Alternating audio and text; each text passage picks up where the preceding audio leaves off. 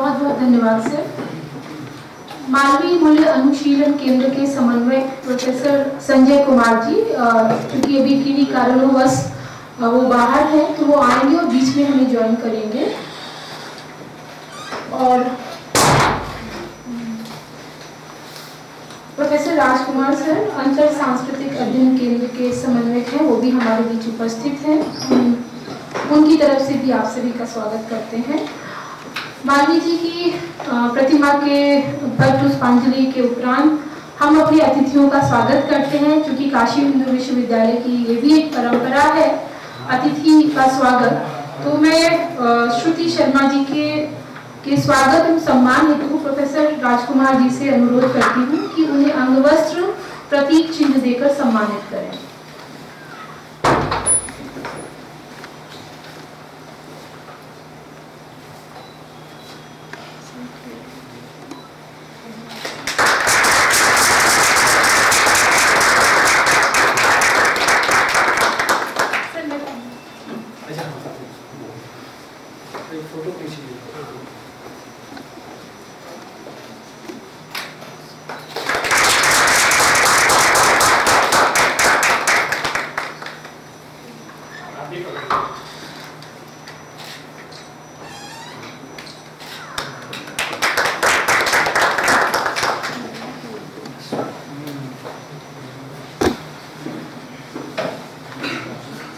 अब हमारा जो विषय है उस पर चलते हैं।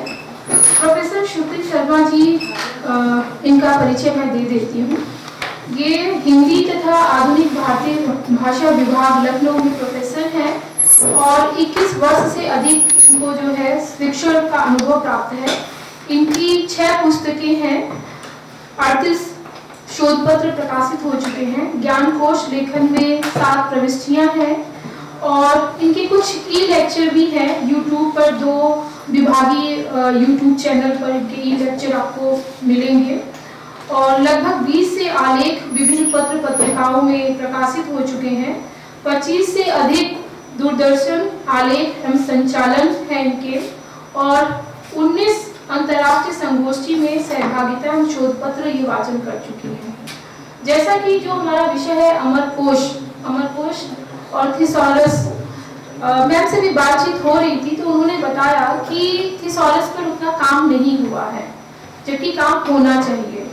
और अमरकोश जो है वो संस्कृत के कोशों में अति लोकप्रिय और प्रसिद्ध है। इसे विश्व का पहला थिसॉरस को समानांतर कोश भी बोला जाता है। चूंकि मैम हमारे बीच उपस्थित है और मैम इसके बारे में जो है आप लोगों को जानकारी देंगी, तो ज़्यादा कुछ न बोलते हुए मैम से अनुरोध करती हूँ कि वो आए और अपना व्याख्यान दें।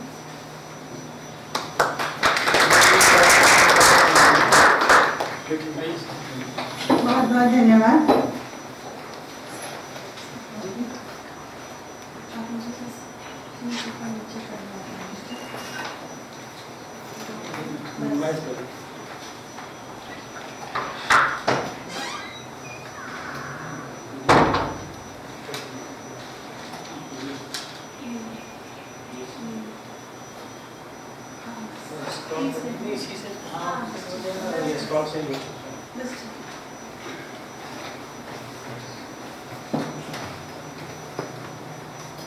बहुत बहुत धन्यवाद। सबसे पहले तो मैं ये प्रोफेसर राजकुमार जी के प्रति और काशी हिंदू विश्वविद्यालय के प्रति अपना आभार प्रदर्शित करती हूँ, क्योंकि एक ऐसे विषय पर बोलने के लिए मुझे यहाँ पर आमंत्रित किया गया जो मेरा हमेशा का प्रिय विषय है। और इसके साथ यह एक सुधार, मैं शर्मा नहीं हूँ, वास्तव में मैं कुछ भी नहीं हूँ। अगर मैं कुछ होती तो मैं अपने नाम के साथ उसको जोड़ना पसंद करती। मेरा मानना है मेरी पहचान श्रुति से है। मैं एक समूह का पर्याय या समूह में अपनी पहचान अग्रवाल, शर्मा, दीक्षित वगैरह वगैरह से नहीं चाहती। तो इसलिए मुझे श्रुति से जानिए, ना नाम के आगे कुछ ना नाम के पीछे कुछ, नाम अपने आप में मेरी पहचान बताने के लिए काफ़ी है। और इसका जिक्र मैं बाद में करना चाहती थी मुझे, लेकिन ये अवसर अभी प्राप्त हो गया कि जैसे कुटज को हम सब ने पढ़ा है और हजारी प्रसाद द्विवेदी कहते हैं कि नाम में क्या रखा है, लेकिन फिर भी नाम काफ़ी है। नाम और स्वरूप, हम आगे नाम के बारे में बात भी करेंगे, तो वैसे ही मेरा नाम है।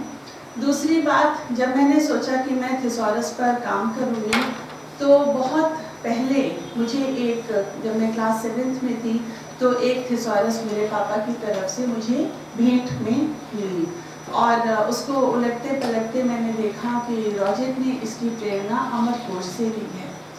वो सवाल कहीं मेरे मन में रह गया कि कहाँ एक अंग्रेज़ी भाषा का कोश और कहाँ 5वीं 6वीं शताब्दी का अमरकोश, क्या संबंध हो सकता है, कैसे लिखा गया होगा, कैसे प्रेरणा ली होगी।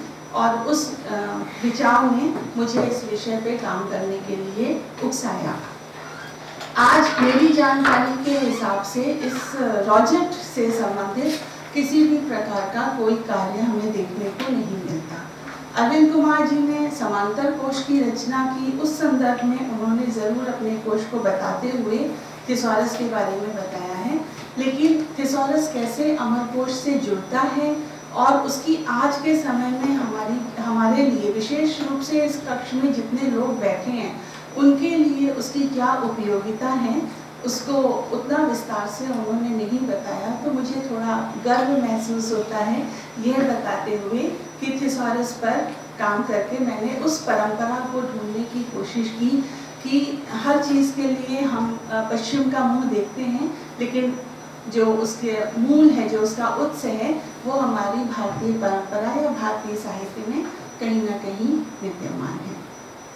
मैं मूल विषय पर आती हूँ, और जब हम कोशों की बात करते हैं तो सबसे पहले हमारे सामने समृद्ध संस्कृत की कोश परंपरा है।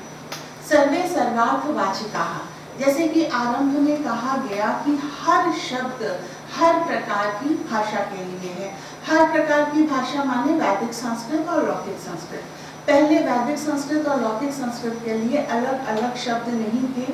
कालांतर में वैदिक संस्कृत धीमे धीमे लोग से अलग होती चली गई, और इसके लिए ऋग्वेद में एक सूक्त मिलता है जिसमें मैं खाली उसका भाव बताऊंगी आपको, जिसमें ये कहा गया है कि समस्त ज्ञान ब्रह्मा जी के, प्रजापति के चारों मुख से निसृत हुआ है।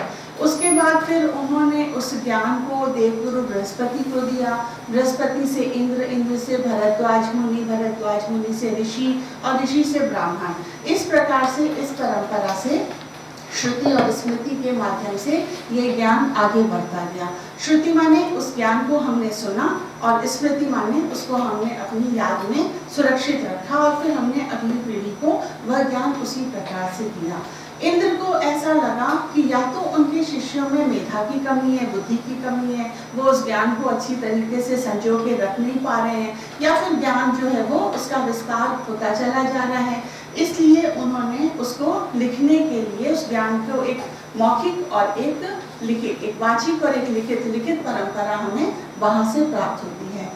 व्याकरण के लिए भी इंद्र को ही कहा जाता है कि उन्होंने सबसे पहले उसको सूत्र में बांधने की बात की। ये ऋग्वेद के सूत्र का जो भाव है वो मैं आपके सामने रख रही हूँ, और तब हमारे सामने जो विश्व का प्रथम कोश जिसको कहा जाता है निघंटु, वह हमारे सामने आता है।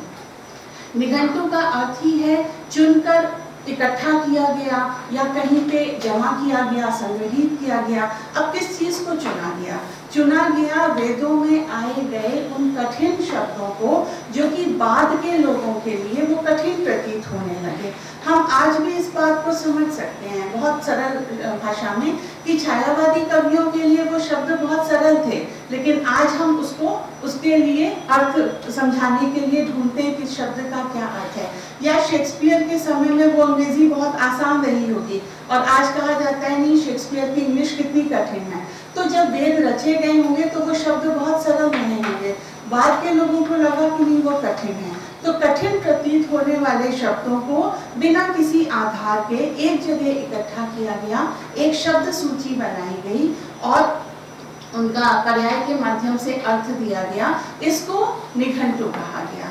निघंटु के लिए महाभारत के मोक्ष धर्म पर्व में ये कहा जाता है कि बहुत सारे निघंटु रहे होंगे, और यास्क भी कहते हैं कि निघंटु एक व्यक्तिवाचक नहीं बल्कि एक जातिवाचक शब्द है। माने निघंटु बहुत सारे लोगों ने बनाए होंगे। इसमें से दो लोगों का नाम तो हमें मिलता है, शाकपुरी का और कौत्सव्य का, लेकिन इन दोनों के बनाए हुए निघंटु हमें प्राप्त नहीं होते। जिस निघंटु पे यास्क ने बाद में काम किया उसको पंचाध्यायी कहा गया, क्योंकि उसमें 5 अध्याय थे। 5 अध्याय का मतलब शुरुआत के जो 3 अध्याय हैं वो नैघंटुक कहे गए, और उनको हम ऐसे समझ सकते हैं, बहुत आसानी से याद भी कर सकते हैं। प्रथम अध्याय में पृथ्वी और उससे संबंधित शब्दों को रखा गया। द्वितीय अध्याय में मनुष्य, उसके अवयव और उससे संबंधित शब्दों को रखा गया।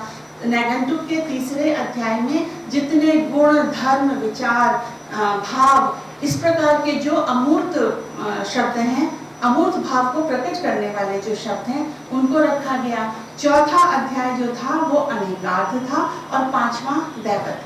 तो यास्क ने कहा कि हर वो ग्रंथ, हर उस ग्रंथ को मैं निघंटु मानता हूँ जिसमें कि 4 प्रकार की विशेषताएं मिलती हैं। वो 4 विशेषताएं हैं। पहली विशेषता कि उसमें उन शब्दों का संग्रह किया गया हो जो कि समान धातुज हैं, समान धातु से को अभिव्यक्त करने वाले जो शब्द हैं उनको संग्रहित किया गया हो। दूसरे, वे समानार्थक शब्द संग्रहित होंगे, वे शब्द संग्रहित होंगे जो समान अर्थ व्यक्त करते होंगे।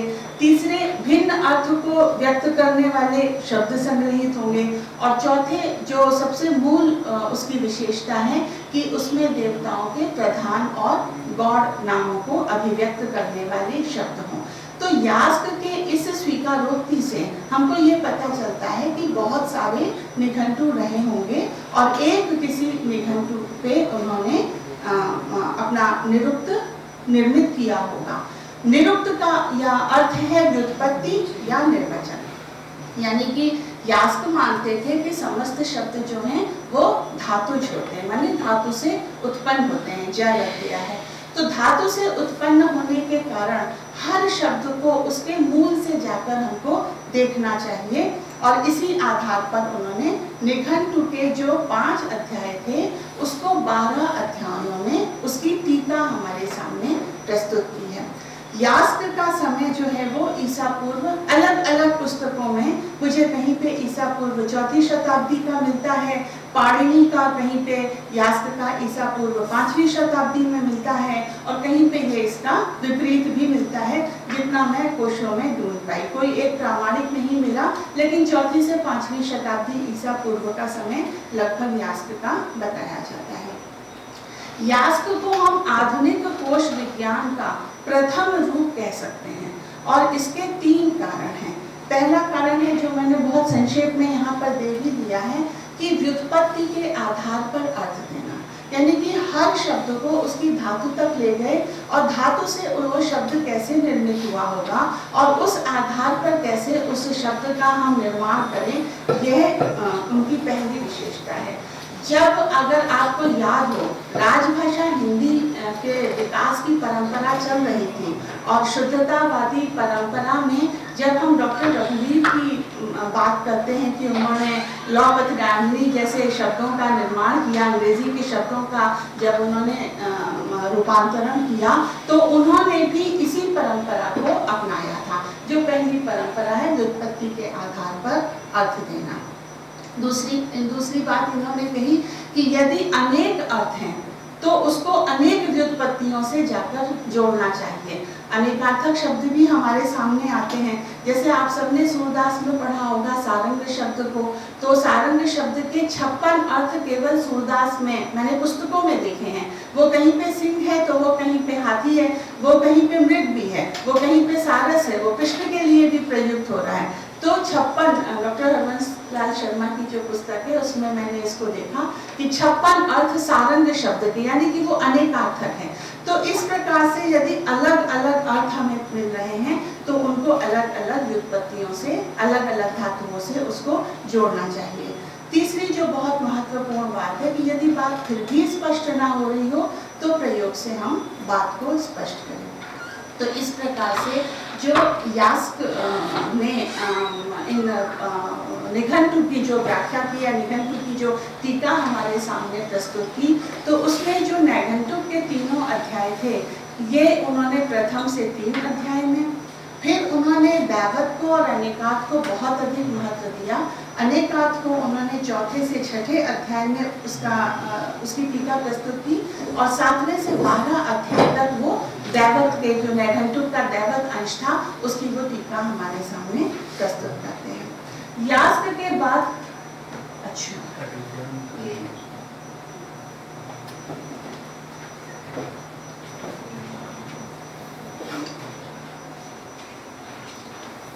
यास्क के बाद हमारे सामने लौकिक संस्कृत का काल आ जाता है, जिसको आप देख पा रहे होंगे कि अमरकोश को बीच में रखा गया है। अमरकोश पूर्व काल और अमरकोश पश्चात काल, यानी कि अमरकोश उस दौर का सबसे महत्वपूर्ण ग्रंथ है। अमरकोश अमर सिंह नाम के एक विद्वान ने बनाया था, जिसके लिए प्रामाणिक रूप से अब ये कहा जाता है कि वो बौद्ध थे। आरंभ में नहीं कहा जा सकता था, लेकिन जैसे जैसे अमरकोश की टीकाएं सामने आ रही हैं, अमरकोश पे बराबर काम हो रहा है, तो यह देखा गया कि एक तरफ तो उन्होंने जहाँ पे देवताओं के बारे में बताया है, वहाँ पे राम और कृष्ण से अधिक महत्व गौतम बुद्ध को दिया है। तो बुद्ध को अधिक महत्व देने के कारण विद्वान मानते हैं कि ये बौद्ध रहे होंगे। दूसरी बात, डॉक्टर आफरिश ने अमरकोश की 40 टीकाओं का एक तुलनात्मक अध्ययन प्रस्तुत किया है, और उस आधार पर इन्होंने बताया कि उस समय के किसी भी ग्रंथ की इतनी अधिक टीकाएं प्राप्त होना, और वो उस ग्रंथ की लोकप्रियता और उस ग्रंथ के महत्व को हमारे सामने रखता है। चीनी भाषा में 6ठी शताब्दी में गुणराज नाम का एक विद्वान थे, उन्होंने अमरकोश का अनुवाद किया चीनी भाषा में। पैसीग्राफी जो कि फ्रेंच का एक कोश है, लगभग 17वीं शताब्दी का, उसके ग्रंथकार का, उसके लेखक का नाम हमारे सामने नहीं है, लेकिन उसके लिए भी ये है कि अमरकोश से उसने जरूर प्रभाव ग्रहण किया होगा। पैसीग्राफी भी पूरे रूप में, संपूर्ण रूप में आज उपलब्ध नहीं है, लेकिन उसका जो उल्लेख बाद के कोशों में मिलता है, जैसे कि हमें ये जो अमरकोश पूर्व काल है, काल के कोश हैं, ये भी सारे प्राप्त नहीं होते, लेकिन पुरुषोत्तम देव ने अपने त्रिकांड शेष कोश में या फिर अपनी हारावली में इन कोशों का उल्लेख किया है, तो उससे पता चलता है कि ये कोश इसके पहले रहे होंगे। तो उसी प्रकार से पैसीग्राफी के बारे में भी पता चलता है कि उसने भी अमरकोश से प्रेरणा ली होगी। और सबसे महत्वपूर्ण, 1805 ईस्वी में H.T. कोलब्रुक, जो कि भारत में आए थे, और वो संस्कृत, प्राच्य संस्कृत के वो विद्वान थे, उन्होंने बहुत सारी संस्कृत की पुस्तकों का अंग्रेजी भाषा में अनुवाद किया। बंगाल के सेरामपुर में वो रहने वाले थे, उन्होंने इस अमरकोश का अंग्रेजी अनुवाद प्रस्तुत किया। और पीटर मार्क रॉजेट, जिनकी चर्चा हम थिसॉरस के साथ करेंगे, उन्होंने इस अंग्रेजी अनुवाद को पढ़ा था, और उसके आधार पर उन्होंने अपने थिसॉरस को हमारे सामने प्रस्तुत किया है। तो अमरकोश की, अब ये तो हो गया कि अमरकोश का महत्व क्या है। मैं अगली स्लाइड पे जाती हूँ, देखिएगा, स्क्रॉल कर दें बस। अच्छा, ओके। तो ये अमरकोश के बारे में जब मैं बात करती हूँ, तो ये हमें सूक्त एक मिलता है, अष्टाध्यायी जगन माता अमरकोशो जगत पिता। पाणिनि का है अष्टाध्यायी, आप सब जानते हैं। तो जगत पिता के रूप में, साहित्य के पिता के रूप में अमरकोश की चर्चा की जाती है। और हमारे बहुत से लोगों के घरों में पहले के समय जिस तरह से एक बार मानस का पाठ आवश्यक होता था, गीता का पाठ आवश्यक होता था, वैसे कहा जाता था कि आप अमरकोश भी रखिए, क्योंकि आपका शब्द भंडार, तो आपकी वोकैबुलरी तो उसी से ही आपकी मजबूत होगी, इसलिए आपको उसे कंठस्थ कर लेना जरूरी है। अमरकोश को नामलिंगानुशासन भी कहा जाता है, क्योंकि इसके नाम का मतलब है संज्ञा। अभी मैं नाम पे थोड़ा और विस्तार में भी बात करूंगी। तो नाम माने संज्ञात्मक शब्दों को इन्होंने एकत्र किया है, और लिंग के बारे में भी चर्चा की है। इसके पहले या तो कोश नामार्थक थे, नामों को का संकलन कर रहे थे। नाम से मतलब नाम नहीं है, नाम से मतलब संज्ञा शब्द हैं, या फिर वो लिंग के बारे में बात कर रहे थे। पहली बार अमर सिंह ने इन दोनों को मिला दिया और अनुशासन का मतलब है कि समझाने के लिए या सिखाने के लिए इस ग्रंथ की रचना की गई थी। नाम लेगा अनुशासन। इस कोश की जो संरचना है यह 3 भागों में विभक्त है। जैसे हम यहाँ पे देख पा रहे हैं 3 कांडों में विभक्त है। तो आप जरा देख लीजिए, स्वर्ग, व्योम, दिक्, काल, धी, शब्दादि, नाट्य, पाताल, भोगी, नर्क और वाणी। माने एक से इधर देखिए मनुष्य आ गया है, इधर भिन्न शब्द आ गए, उधर पूरे प्रकृति सृष्टि से संबंधित शब्द है, इधर मनुष्यों से संबंधित शब्द है, और यहाँ पे कांड 3 में सबसे ऊपर विशेषण शब्द है। संकीर्ण कहते हैं मिश्रित या फिर संयुक्त शब्दों को, उनकी चर्चा की गई है। नानार्थ का मतलब अनेकार्थ है। अव्यय कहते हैं जो व्यय ना हुए हों ऐसे शब्द, जैसे तथा शब्द आप किसी भी उसमें बोलिए, है ना, किसी भी भूतकाल, किसी भी काल में बोलिए, किसी के साथ भी लगाइए। तथा और जैसे शब्द जो होते हैं ये अव्यय कहलाते हैं। अव्यय माने ऐसे शब्द जो खर्च नहीं होते हैं, वो हर रूप में वैसे ही रहते हैं, अपना रूप परिवर्तन नहीं करते। और लिंग तो अलग अलग तरीके से, किस तरीके से सिस्टमेटिक इन्होंने पूरा ये हमारे सामने प्रस्तुत किया है। फिर जब शब्दों को ये वहाँ पे संयोजित भी कर रहे थे, किसी भी कोश में 2 चीजें खास होती हैं। एक होती है कि उन शब्दों का संकलन जिन्हें हमें संग्रहित करना है, दूसरा होता है उनका संयोजन। अगर हमने शब्दों को संकलित तो कर लिया, लेकिन अगर उनका संयोजन हम व्यवस्थित रूप से नहीं कर पाए तो फिर तो हम वो जलकुंभी से भरे हुए सरोवर में शकुंतला की अंगूठी ढूंढते ही रह जाएंगे, वो तो मिलने से रही। तो इसलिए संयोजन बहुत जरूरी है। संयोजन के लिए 3 प्रकार से यहाँ हमें अर्थ संकेत माने 3 प्रकार से शब्दों का संयोजन किया गया है। एक है पर्याय शब्द। अब यहीं पे थोड़ा सा लॉजिक का भी मैं संग लेती चलती हूँ कि पर्याय का मतलब होता है, जितना हम जानते हैं कि मिलते जुलते अर्थ को अभिव्यक्त करने वाले शब्द। लॉजिक कहते हैं कोई भी 2 शब्द मिलता जुलता अर्थ का हो ही नहीं सकता। किसी के मुख के लिए अगर इंदिवर का प्रयोग करना है और हम नीलोत्पल का करेंगे तो वो नाराज ही हो जाएगी, तो इसलिए ऐसे शब्दों का प्रयोग हम कर ही नहीं सकते। तो एक तो हो गए पर्याय, है ना, कि वो मिलते जुलते अर्थ वाले शब्दों को साथ रखा। दूसरे हैं नानार्थ। अब जैसे नानार्थ के लिए है प्रसून पुष्प संयोग, माने प्रसून के यहाँ पे 2 अर्थ हैं।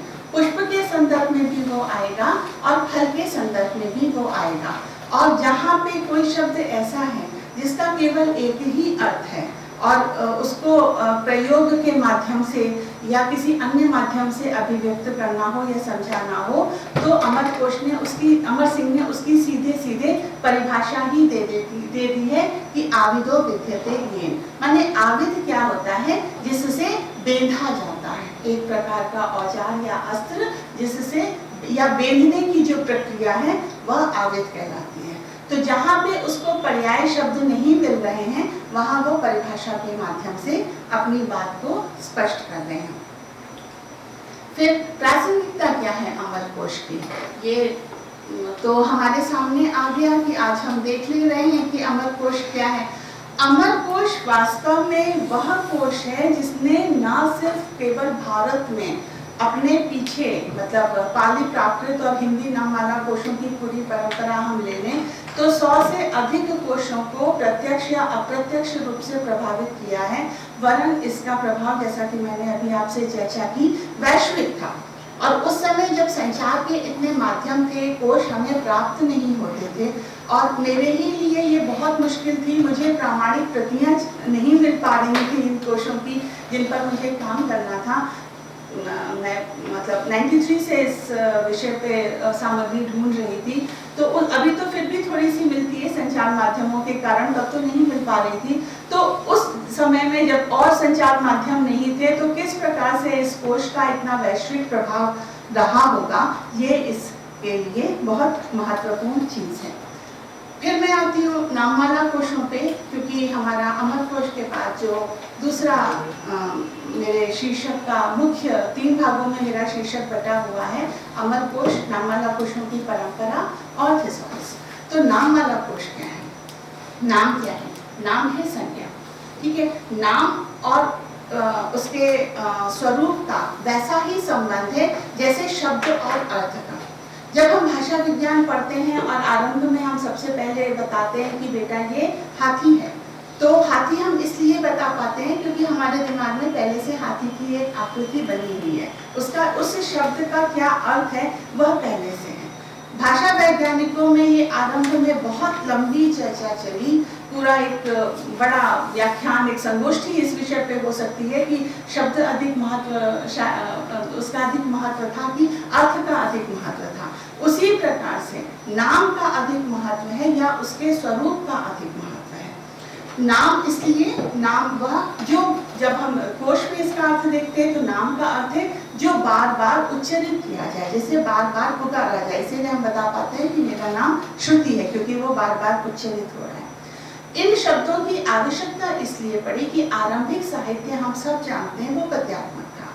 पद्य की आवश्यकता के अनुरूप, छंद और लय की आवश्यकता के अनुरूप कवियों को ऐसे शब्दों की आवश्यकता थी जो वो तुरंत उस जगह पे फिट कर दें और वो उनका छंद पूरा हो जाए, और उसमें ये इस प्रकार के नाममाला कोश उनकी मदद करते थे। वहां से नाममाला कोशों की रचना शुरू होती है। परंपरा पे जब हम जाते हैं तो इसकी अगली स्लाइड में आप देख पाएंगे, आगे पीछे नहीं है, इसकी अगली स्लाइड पे जब आप देख पाएंगे, ये मैंने एक वानगी रखी है। पहले मैंने एक बड़ी कोशों की एक बड़ी, काफी बड़ी स्लाइड तैयार की थी, लेकिन अभी सर को मैं बता रही थी कि आने से कुछ पहले ही मैंने देखा कि मेरी कई सारी स्लाइड्स गायब हो गई, पता नहीं कैसे। तो आने के बाद मैंने फटाफट ये कुछ नाम लिख लिए हैं, सिर्फ ये दिखाने भर के लिए कि कहाँ से शुरू हो रहा है और कहाँ तक जा रहा है। 600 ईस्वी से शुरू होके वो 1600 ईस्वी तक हमको संस्कृत के कोश मिल रहे हैं। पाली और प्राकृत में भी बहुत सारे और नाम हैं, लेकिन यह जो नाम है ये बहुत महत्वपूर्ण है, और इसमें भी ये पाह्य शब्द महाणव, ये जो हरगोविंद त्रिक्रमचंद्र सेठ का ये बहुत बहुत बड़ा कोश है, कई सालों में पूरा हुआ, और इसमें हमें वो सारी चीजें मिलती हैं। हिंदी कोशों में भी 1561 से लेके 1846 तक ये नाममाला कोशों की परंपरा मिलती है। ऐसा नहीं है कि उसके बाद नहीं लिखे गए हैं, लेकिन हाँ उनका महत्व उतना नहीं रहा है जितना कि ये एक इन कोशों का रहा है। तो ये एक सिर्फ परंपरा के रूप में हम आपको बता रहे हैं कि किस प्रकार से नाममाला कोश आगे विकसित हुए हैं। अब ये नाममाला कोश हैं क्या? नाममालाओं में सबसे महत्वपूर्ण क्या है कि नाममाला कोश है क्या? नाममाला कोशों में, जैसे मैंने अभी आपके सामने रखा, कि किसी भी कोश में दो चीजें खास होती हैं, एक शब्दों का संकलन और एक शब्द का संयोजन।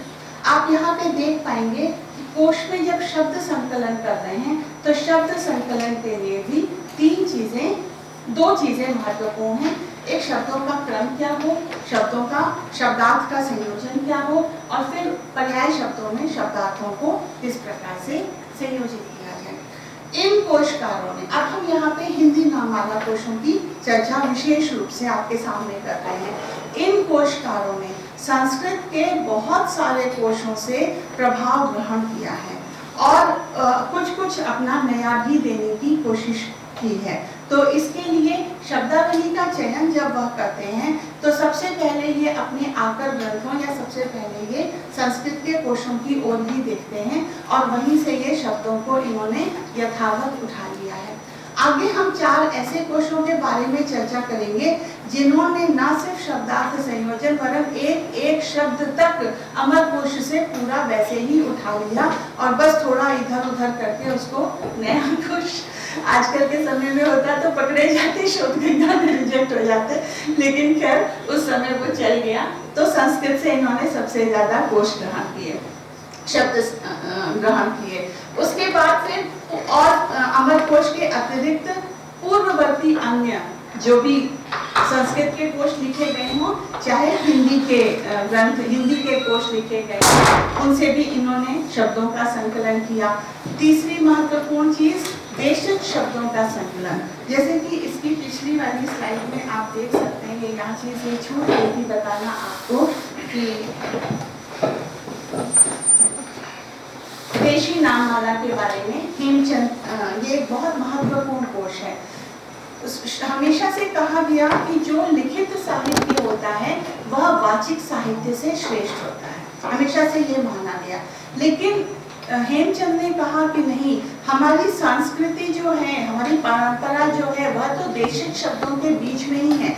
इसलिए उन्होंने विशेष रूप से, उधर भी आप हेमचंद का नाम देख सकते हैं, और उन्होंने संस्कृत कोशों का भी निर्माण किया, और इधर भी उन्होंने देशिक शब्दों को लेके उन्होंने कोश का निर्माण किया। तो बाहर के जो हिंदी के कोशकार हैं, उन्होंने भी शब्द का संकलन करते हुए संस्कृत के ग्रंथों से, पूर्ववर्ती हिंदी के ग्रंथों से, देशज यानी कि उनके समय में, अलग अलग समय हैं, उनके समय में कौन सा किस प्रकार के शब्दों का प्रयोग हो रहा है उनसे, और चौथा जो साहित्य रचा जा रहा था उससे, और फिर जो उनकी अपनी अभिरुचि थी, जैसे किसी ने विज्ञान के शब्दों को लिया है, किसी ने काव्य के शब्दों को लिया है, तो जिस कोशकार की जिसमें अधिक रुचि थी उस शब्दों का संकलन उन्होंने अधिक किया। एक चीज, दूसरी चीज, उसके बाद फिर इन्होंने आधार क्या लिया कि हम किस प्रकार से इन शब्दों को आगे बढ़ाएंगे, कैसे शब्दों को हम लेंगे। तो फिर इन्होंने संस्कृत के अलावा इन्होंने एक अर्थ के आधार पर लिया कि हम भाषा के आधार पर सबसे पहले, तो देखिए तो भाषा में तो हमारा आ गया ना तत्सम, तद्भव, देशज, विदेशी, क्योंकि उस समय डच, पुर्तगाली और दूसरी अन्य विदेशी भाषा के शब्द आने लग गए थे, वो सारे भी हैं। इन के साथ साथ फिर व्याकरणिक संज्ञा, सर्वनाम। एक चीज पीछे छूट गई है यहाँ पे बात करते हुए, मैं असल में बस स्लाइड नहीं देख रही, ये यहाँ पे दिया हुआ है, चत्वारि पद जातानि नामाख्याते चोपसर्ग निकाय। ये यास्क का कथन है। ये चीज नाममाला कोशों के लिए बहुत महत्वपूर्ण है। 4 प्रकार के पद होते हैं, नाम, आख्यात, उपसर्ग और निपात। यहाँ पे नाम का अर्थ है संज्ञा। उन्होंने जो भी शब्द लिए वो संज्ञार्थक शब्द लिए, यहाँ तक ही क्रियाओं के भी भाववाचक संज्ञार्थक शब्द ही उन्होंने लिए। आख्यात का अर्थ है क्रिया, तो क्रिया के भी उन्होंने संज्ञा बना ली। उपसर्ग हम सब जानते हैं। निपात वो शब्द होते हैं जो जब हम किसी बात को अधिक बल देके कहते हैं, जैसे मैं कहूँ कि मैं आज बनारस रुकूंगी, ही लगा दिया है, तो ही जो है वो हमारा निपात है। जैसे कि हम कहें कि तुमको वहां जाना ही पड़ेगा, ही शब्द से मेरी बात का वजन बढ़ रहा है। तो ये इस प्रकार के जो शब्द होते हैं, वो शब्द जिसको किशोरीदास गोस्वामी कहते हैं कि नाम और आख्यात तो स्वतंत्र रूप से आगे आगे चलते रहते हैं, और उपसर्ग और निपात उनकी सेवा में उनके साथ साथ पीछे पीछे चलते रहते हैं। यानी कि उपसर्ग और निपात का अपना कोई अस्तित्व नहीं होता, वह नाम और आख्यात को सपोर्ट करते हैं, उसका महत्व अधिक बढ़ाते हैं। तो अब ये आख्यात जो है, यह जो क्रिया है, ये हमको आगे यहाँ पे देखने को मिलती है जब हम व्याकरणिक आधार पे शब्दों को किस प्रकार से ले रहे हैं। तो संज्ञा शब्दों को लिया है, क्रिया के शब्दों को लिया है, संज्ञा बना के लिया है। संज्ञा के बाद दूसरे जो सबसे अधिक शब्द संकलित हुए हैं वो है विशेषण। ज्यादातर कोशों में आप देखेंगे तीसरा कांड जो है उसमें कोई ना कोई एक उनका उपशीर्षक विशेषण के नाम से अवश्य है।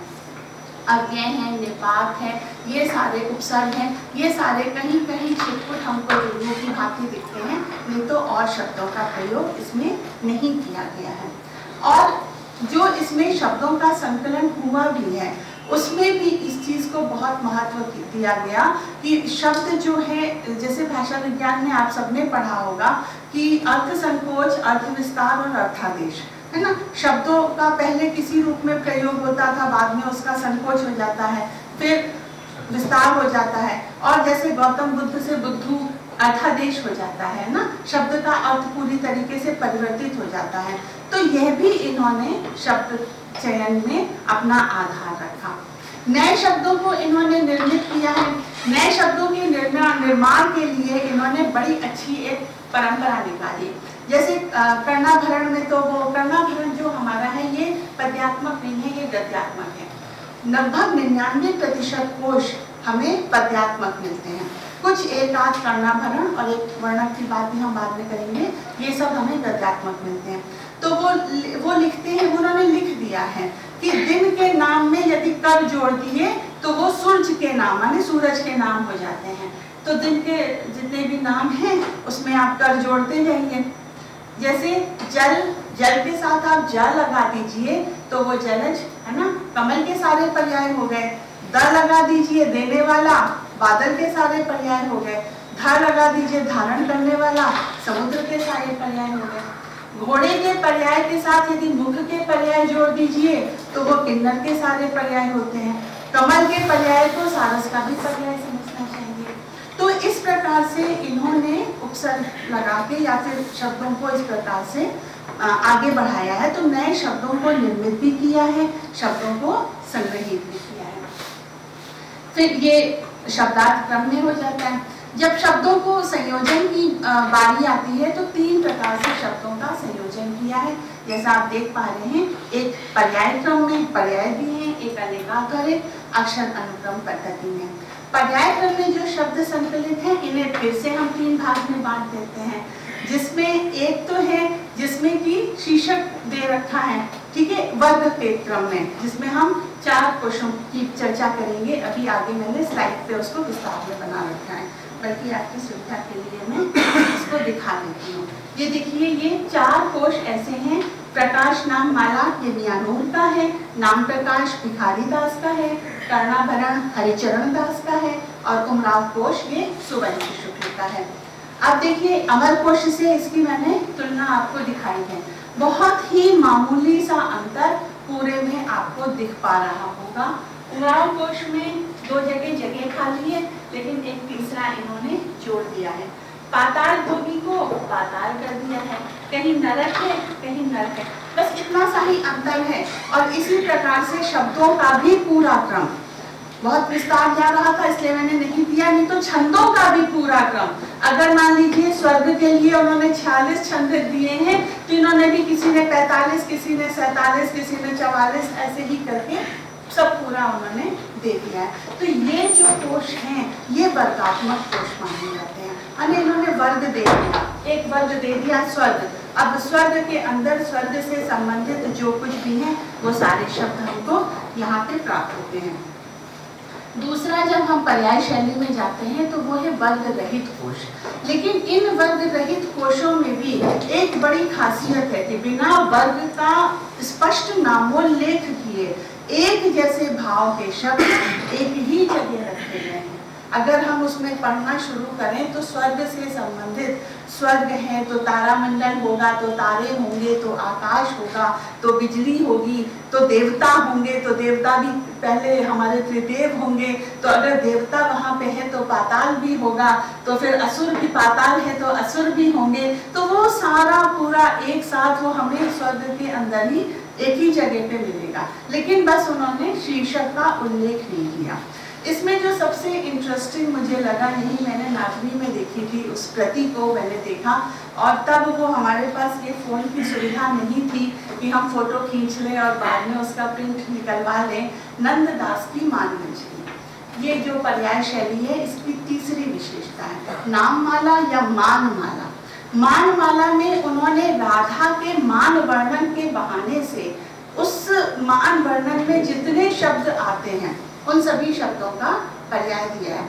जैसे राधा मान कर बैठी, तो अब पहले तो मान ही शुरू हो गया।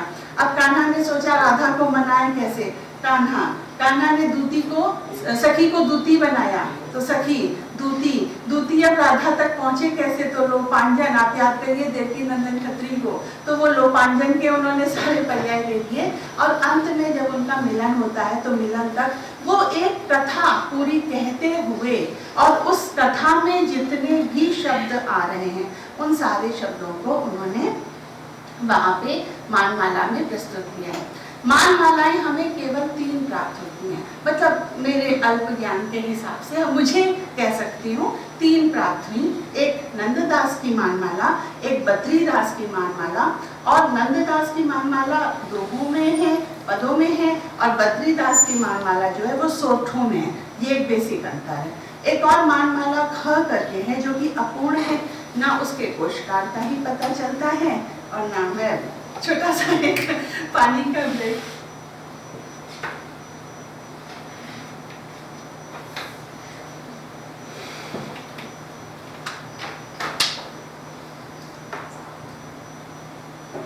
उसके बाद जब हम अनेकार्थ शैली में आते हैं तो अनेकार्थ आप देखिए, जैसे मैंने अभी सारंग के बारे में बात की, भोलानाथ तिवारी का भाषा विज्ञान मुझे लगता है हर किसी ने पढ़ा होगा, शब्द विज्ञान भी पढ़ा होगा। और उस शब्द विज्ञान पुस्तक में आप देखिए वो घर के कितने सारे अलग अलग, धोबी का कुत्ता ना घर का घाट का, तुम घिस करके रहते हो, तुम्हारा घर कहाँ है, घर से एक अकेले घर से कितने अलग अलग तात्पर्य संदर्भ के हिसाब से निकलते हैं। कोशकारों ने भी ऐसे शब्दों को इसमें संकलित किया, लेकिन इसमें संकलन के समय उन्हें संयोजन में बड़ी दिक्कत आई कि वो शब्दों को रखे कैसे।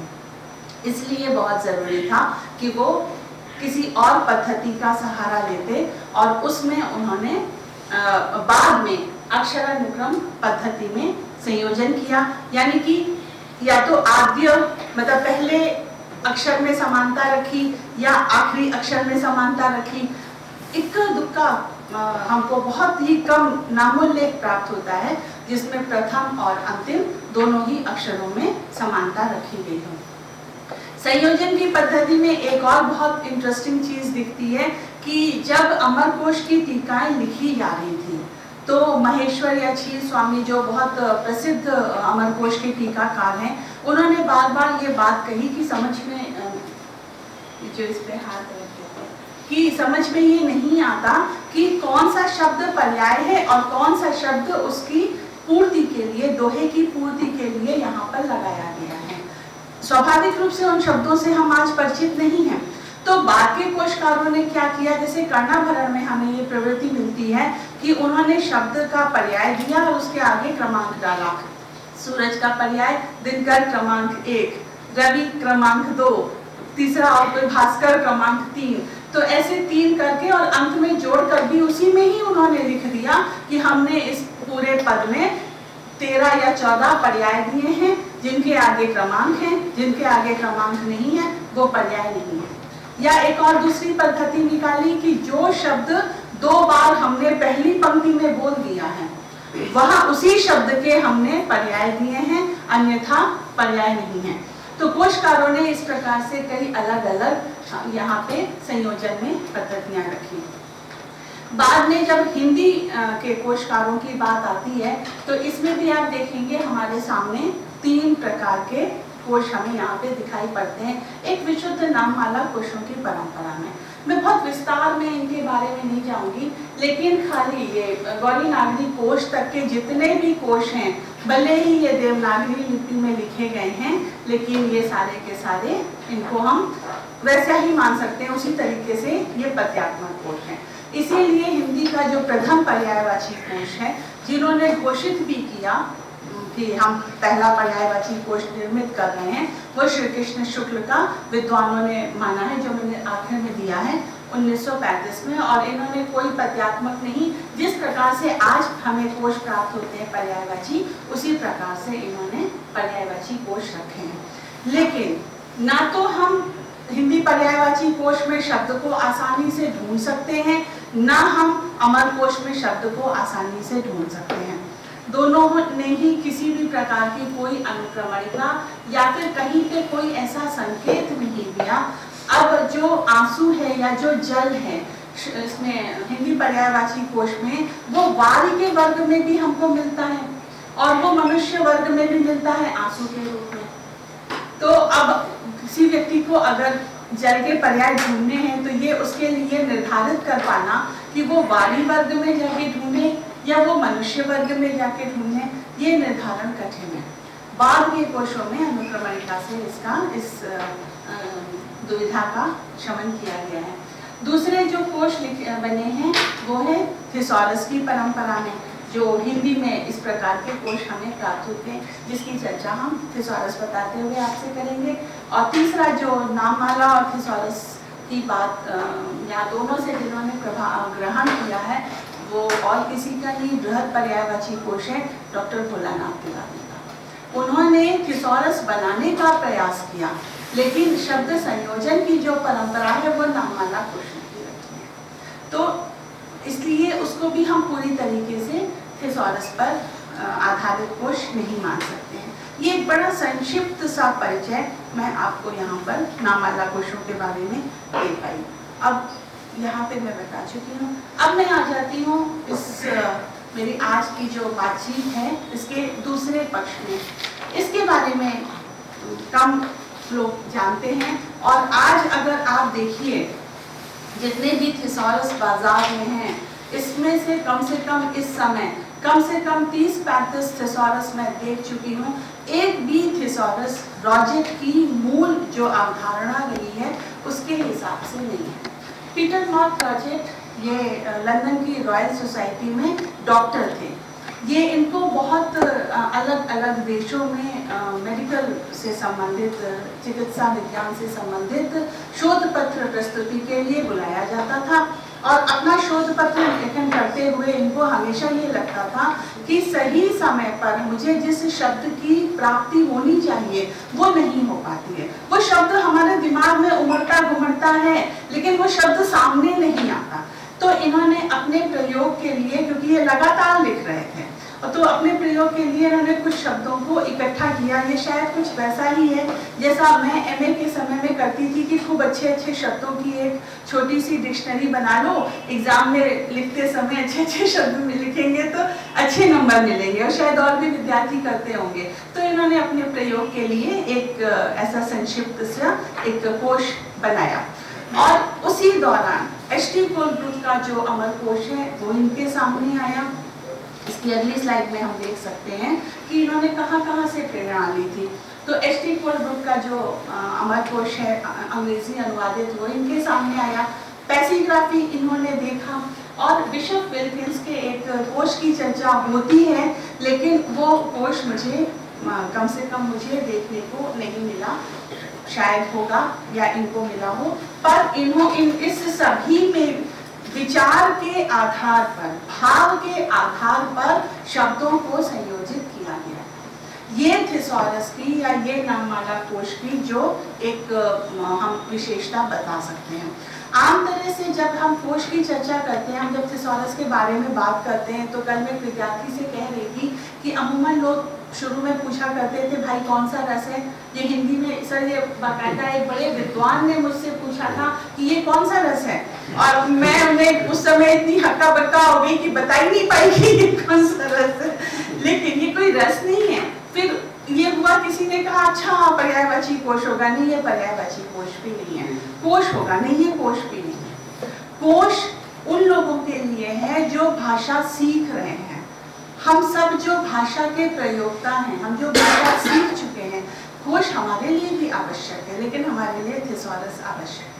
क्योंकि अभी हमारी जो स्थिति है, हम जब लिखते हैं, जैसे मैं जब लिखती हूँ, कई बार ऐसा होता है कि अगर मैं उस समय उचित शब्द ढूंढने लगूं तो जो विचार होते हैं वो मस्तिष्क से खिसक जाते हैं।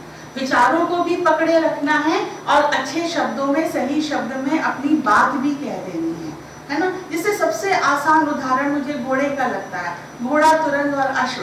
तुरंग आप सबने जैसी में पढ़ रखा है ना। अश्व जो बलशाली हो, घोड़ा जो पशु हो, तुरंग जो चंचल हो, यहाँ से सीधे ऊपर छलांग लगाए। हम क्या तुरंग की जगह पे अश्व रख सकते हैं? बिल्कुल वैसे ही नहीं जैसे इंदिवर की जगह पे लीलोत्पल नहीं रख सकते। तो हमें अपनी बात को स्पष्ट करने के लिए सही शब्द चाहिए, और यही रॉजेट को सबसे बड़ी कमी लगती थी। तो उन्होंने फिर इन तीनों से प्रेरणा लेके अपने थिसॉरस का उन्होंने निर्माण किया। रॉजेट ने जब ये 1852 में ये उनका थिसॉरस प्रकाशित हुआ, जिसका आप पूरा नाम देख सकते हैं, और उस पूरे नाम में उन्होंने लिखा है कि facilitate the expression of ideas, यानी कि विचार को अभिव्यक्त करने के लिए। जैसे आपके दिमाग में आ रहा है उपनयन संस्कार, आपको कुछ लिखना है, और उपनयन शब्द आपको नहीं दिमाग में आ रहा, आपको लेकिन ये याद है कि विवाह की एक संस्कार होता है। आप विवाह में जाएंगे, वहां से आपको संस्कार की लिस्ट मिल जाएगी, वहां पे उसका डिस्क्रिप्शन पूरा विस्तृत वर्णन मिल जाएगा, वहां से आपको उपनयन शब्द मिल जाएगा और आप वहां से उपनयन शब्द लेके सही शब्द सही जगह आप लगा सकते हैं, जो रॉजेट किया करते थे। कोश और थिसॉरस में जो अंतर अभी मैंने आपको बताया कि कोश क्या करता है, हमें शब्द का अर्थ बताता है पर्याय के माध्यम से। थिसॉरस में हमारे पास अर्थ है, विचार है, उसका भाव है, शब्द नहीं चाहिए, शब्द नहीं है, उस शब्द को ढूंढने में थिसॉरस हमारी मदद करता है। और इसीलिए हम पर्यायवाची कोश को भी थिसॉरस को पर्यायवाची कोश नहीं कह सकते। यद्यपि 1946 में जो रॉजर थिसॉरस के निर्माता रहे हैं, उन्होंने लेस्टर बी बेरी, उन्होंने थिसॉरस को खुद माना है कि ये एक तरीके का पर्यायवाची कोश है, लेकिन रॉजेट ने इसको सिरे से नकार दिया था कि नहीं, थिसॉरस पर्यायत्व की संभावनाओं से अलग है। और किस प्रकार से अलग है आप ये नीचे इससे देख सकते हैं। एक शब्द है, उसके समीप में हम पर्यायवाची कोश में कैसे शब्दों को रखते हैं, जो अर्थ की निकटता के आधार पर हो। कमल का सबसे करीब जो अर्थ होगा वो हम सबसे पहले रखेंगे और धीमे धीमे घटते अर्थ से हम शब्दों को विन्यसित करते चले जाएंगे। अब थिसॉरस उससे एक कदम आगे है। एक सीमा ऐसी आती है जहां पर एक तटस्थ शब्द हमारे बीच में आ जाता है, जो कि मूल शब्द के स्थान पर कभी कभी प्रयुक्त हो सकता है, लेकिन वह मूल शब्द का अर्थ नहीं होता। और उसके बाद फिर उसका विलोम शुरू हो जाता है। एक ही पृष्ठ पे एक ही साथ आपको ये चीजें मिल रही हैं और फिर अंत में उसके विलोम शब्द आता है। जो कोरिलेटिव शब्द है, सहसंबंधी शब्द, ये थिसॉरस की सबसे खास चीज है कि जरूरी नहीं है कि हमें संस्कार ही चाहिए था, हमें तो भारतीय संस्कृति के बारे में कुछ पता करना था, तो वो हम संस्कार में जाके संस्कृति के बारे में पता कर सकते हैं। जैसे कि हम अभी आकाश का उदाहरण देते हुए आपसे बात कर रहे थे कि जरूरी नहीं है कि हम आकाश मंडल में या स्वर्ग व्योम में क्या है या स्वर्ग में क्या है, हमें तो किन्नर के बारे में या तो हमें यक्षों के बारे में कुछ पता करना था, लेकिन वो सारा एक ही जगह पे है, तो वो ढूंढना हमारे लिए कोश की तुलना में सरल होता है। कोश में हम इस तरीके से शब्दों को नहीं ढूंढ सकते। तो इस तरीके से थिसॉरस उन लोगों के लिए है जो लेखक हैं, जो भाषा का को एक टूल या एक उपकरण की तरीके से प्रयोग कर रहे हैं। कोश उन लोगों के लिए है जो अभी भाषा ज्ञान कर रहे हैं, भाषा सीख रहे हैं। ये बात हो गई है। उसके बाद ये एक मैंने सिर्फ आपके सामने उदाहरण रखा और यहाँ मैं आपको बता दूं कि अंग्रेजी से हिंदी करते हुए मैंने मानविकी कोश है वहीं से शब्दों को चुना था, क्योंकि क्या रखूं, प्रवर क्लास को क्या रखूं, तो फिर सेक्शन को क्या रखूं, किस प्रकार से मैं उनका हिंदीकरण करूं। तो ये मैंने ये रॉजेट का पहला पन्ना है जो मैं आपके सामने प्रस्तुत कर रही हूँ। 6 प्रवर्गों में इन्होंने सारे शब्दों को बांटा, मात्र 1000 शब्द लिए हैं, लेकिन इन्होंने जो सबसे खास चीज हमारे सामने रखी, जो कि हमें हिंदी पर्यायवाची कोश में और अमर कोश में नहीं प्राप्त होती है, वो है अनुक्रमणिका। हम कोश शब्द को सबसे पहले यहाँ नहीं ढूंढते, संदर्भ ग्रंथ में नहीं ढूंढते, जो हमें समांतर कोश में भी प्राप्त होता है। आप लोगों ने अगर समांतर कोश देखा होगा तो वो 2 खंड में है, वहां नहीं देखते हैं। हम सबसे पहले कोश को अनुक्रमणिका में देखते हैं। जब अनुक्रमणिका में हम देखते हैं तो वहां पर जो भी शब्द हमें सबसे पहले ध्यान में आ रहा है, मान लीजिए विवाह आ रहा है, हमने विवाह देखा, विवाह से हमें विवाह के आगे बहुत सारे और शब्द हैं जिनके आगे क्रमांक दिया है। किसी के आगे 23.1 दिया होगा, किसी के आगे 1.6 दिया होगा, किसी के आगे 96.8 दिया होगा, और क्रम से नहीं दिया है। वो उस आधार पे दिया है कि वह शब्द उस मूल शब्द से कितना करीब है भाव में। माने विवाह के नीचे मान लीजिए संस्कार नहीं दिया, विवाह के नीचे हमें तुरंत मान लीजिए पंडित दिया है, दूसरा शब्द कुछ भी दिया है, तो वो मूल शब्द से वह शब्द जो ठीक उसके नीचे है वह इस आधार पर विन्यसित किए गए। वो जो एक तालिका, एक सूची दी गई है, वो इस आधार पर है कि नीचे आने वाले शब्द उस मूल शब्द से अर्थ में कितना समीप है। और उसी आधार पे क्रमांक है। यह जो क्रमांक है ये संदर्भ खंड में, यानी कि ये जो मूल थिसॉरस है, इसमें हमें उस शब्द को ढूंढने में मदद करता है। जैसे 96.8 है, तो अब हम इसमें ढूंढेंगे कि 96, हम जाएंगे अच्छा 96 पे हमें यहाँ पे ये दिया हुआ है 0.8, माने अब वो 8वां व्याकरणिक कोटि के हिसाब से 8वीं लाइन में क्या दे रखा है। तो इस तरीके से ये बहुत ही सिस्टमेटिक है, बहुत ही व्यवस्थित रूप से और बहुत आसानी से। लेकिन बस ये है कि पहले हमको एक अनुक्रमणिका में, एक इंडेक्स में जाके हमको शब्द को देखना पड़ता है और फिर आके हम वहाँ से क्रमांक लेके मूल में हम शब्द को देखते हैं। इसी पद्धति को बाद में समांतर कोश में अनिल कुमार ने अपनाया। तो ये रॉजर्ट का हो गया। शब्द है कैसे, पर्याय होते किस प्रकार से। रॉजर्ट का मानना है एक तो कोई भी दो शब्द एक जैसे नहीं होते, और दूसरे जो बात मैं अभी आपसे अर्थ संकोच, अर्थादेश और अर्थ विस्तार बताते हुए बता रही थी कि शब्द संदर्भ के हिसाब से अपने अर्थ बदलते रहते हैं। एक ही शब्द का अलग अलग अर्थ होता है। तो शब्दों में एक इलास्टिसिटी होती है, एक प्रत्यास्थता होती है कि वो शब्द संदर्भ के हिसाब से किस प्रकार से दूसरे शब्द से भी जुड़ जाते हैं और खुद उस शब्द की बहुत सारी अर्थ की छायाएं होती हैं, छटाएं होती हैं। हम जब शब्द शक्तियों की बात करते हैं तो लक्षणा और व्यंजना, विशेष रूप से लक्षणा में हम यही तो कहते हैं कि हम अलग अलग संदर्भों में अलग अलग लक्ष्य को इंगित करके अलग अलग बात अपनी प्रस्तुत कर रहे हैं। तो वो जो इलास्टिसिटी है शब्दों की, वो यहाँ पे मैंने चित्र के माध्यम से आपको देखिए। विशेष परिस्थिति में कौन सा शब्द है, यह एक शब्द है, ये शब्द का मूल अर्थ है, ये अर्थ निरंतर परिवर्तित हो रहा है, लेकिन यह कोई एक विशेष स्थिति में है। रॉजर्ट कहते हैं शब्दों का अर्थ रूढ़ होना चाहिए, शब्दों का अर्थ परिवर्तित नहीं होना चाहिए, यह रॉजर्ट का मानना है। लेकिन शब्द इस प्रकार से अर्थ परिवर्तित करते रहते हैं, विशेष रूप से हमारे हिंदी में हम कह सकते हैं, हिंदी साहित्य में। थिसॉरस में शब्दार्थ संयोजन, इसके पहले हमने देखा था कि नाममाला कोशों में किस प्रकार से शब्दार्थ संयोजन होता है। तो सबसे पहले विषयों का वर्गीकरण, जैसा मैंने आपको बताया कि 6 वर्गों में, 6 प्रवर्गों में 1000 शब्दों को उन्होंने संयोजित किया है। उसके बाद फिर रॉजर्ट ने जिस प्रकार से शब्द संयोजन बताया, प्रवर्ग, वर्ग, उपवर्ग, अनुवर्ग, उपवर्ग में यदि शब्द है तो अनुवर्ग में उसका विलोम प्रस्तुत किया गया है, इस प्रकार से सामने रखा। और अनुक्रमणिका का प्रावधान।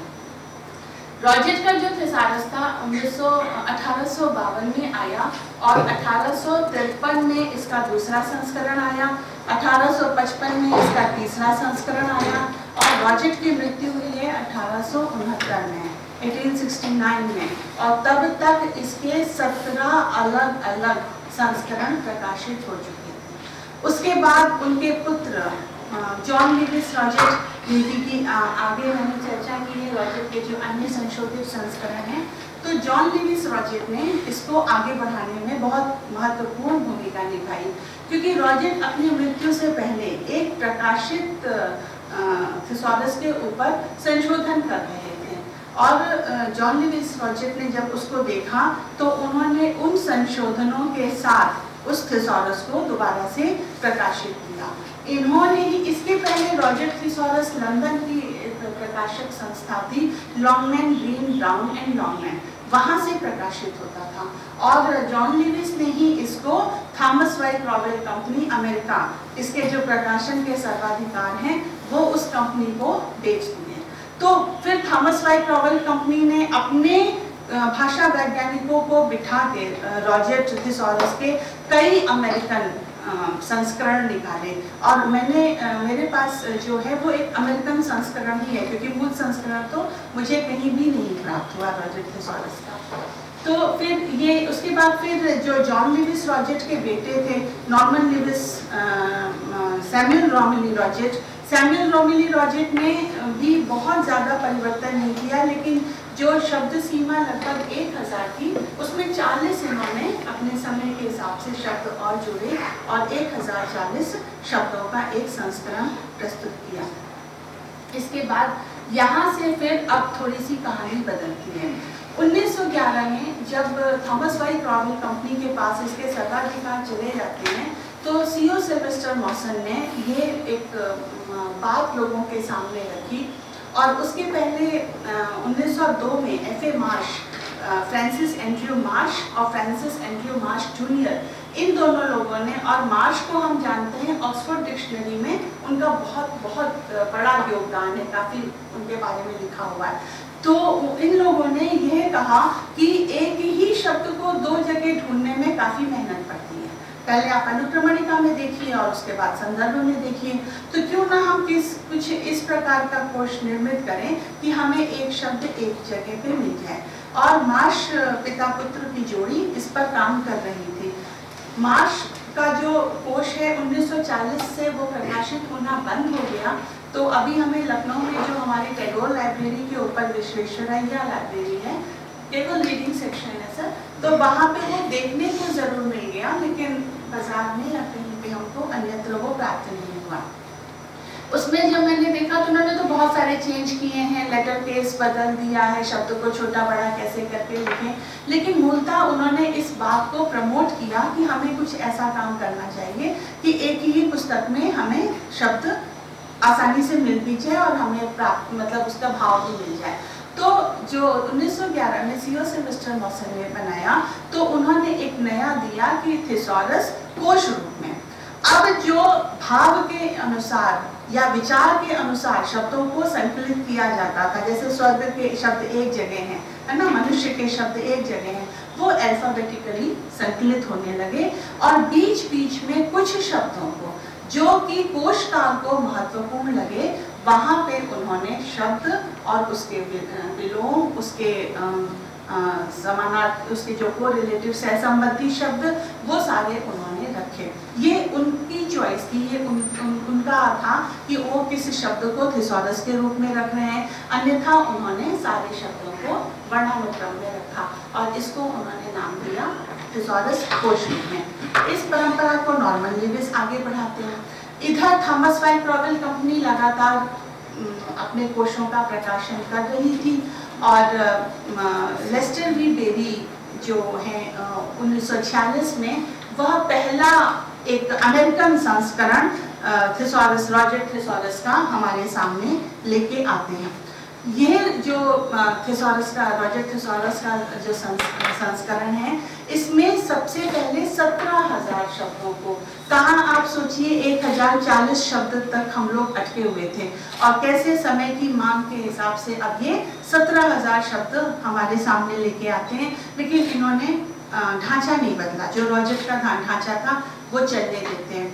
दूसरा हमें मिला नहीं, तीसरा मुझे मिला आइवर ब्राउन का, जो कि 1962 में प्रकाशित हुआ था और उसके बाद 1984 से लेकर रॉजर का चौथा, पांचवा, छठा, सातवां, काफी सारे संस्करण रॉबर्ट एल चैपमैन के द्वारा प्रकाशित किए गए। यह जो लोग थे, ये ध्यान देने की बात है कि ये थॉमस वाई क्रॉवेल कंपनी ने इनको अपने यहाँ नियुक्त किया था और ये उस कंपनी के लिए रॉजर थिसॉरस के नए नए संस्करण हमारे सामने ला रहे थे।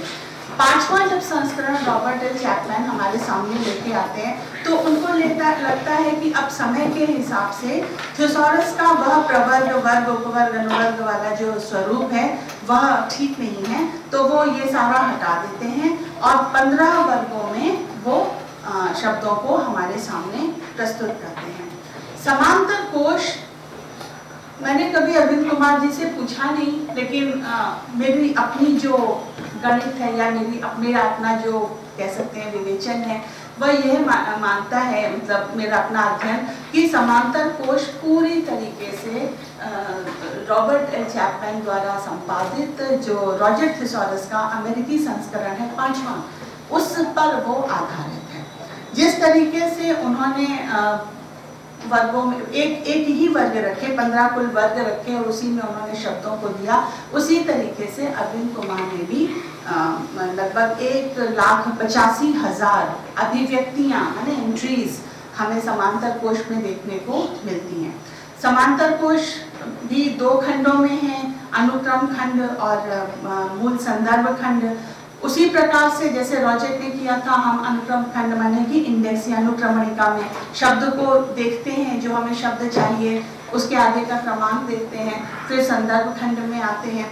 लेकिन उन्होंने अच्छी चीज ये है कि अपने पहले के बहुत सारे कोशों को देखा होगा और जिस कोश से उन्हें जो अच्छा लगा वो उन्होंने ले लिया। जैसे शब्दों की सूची देने का काम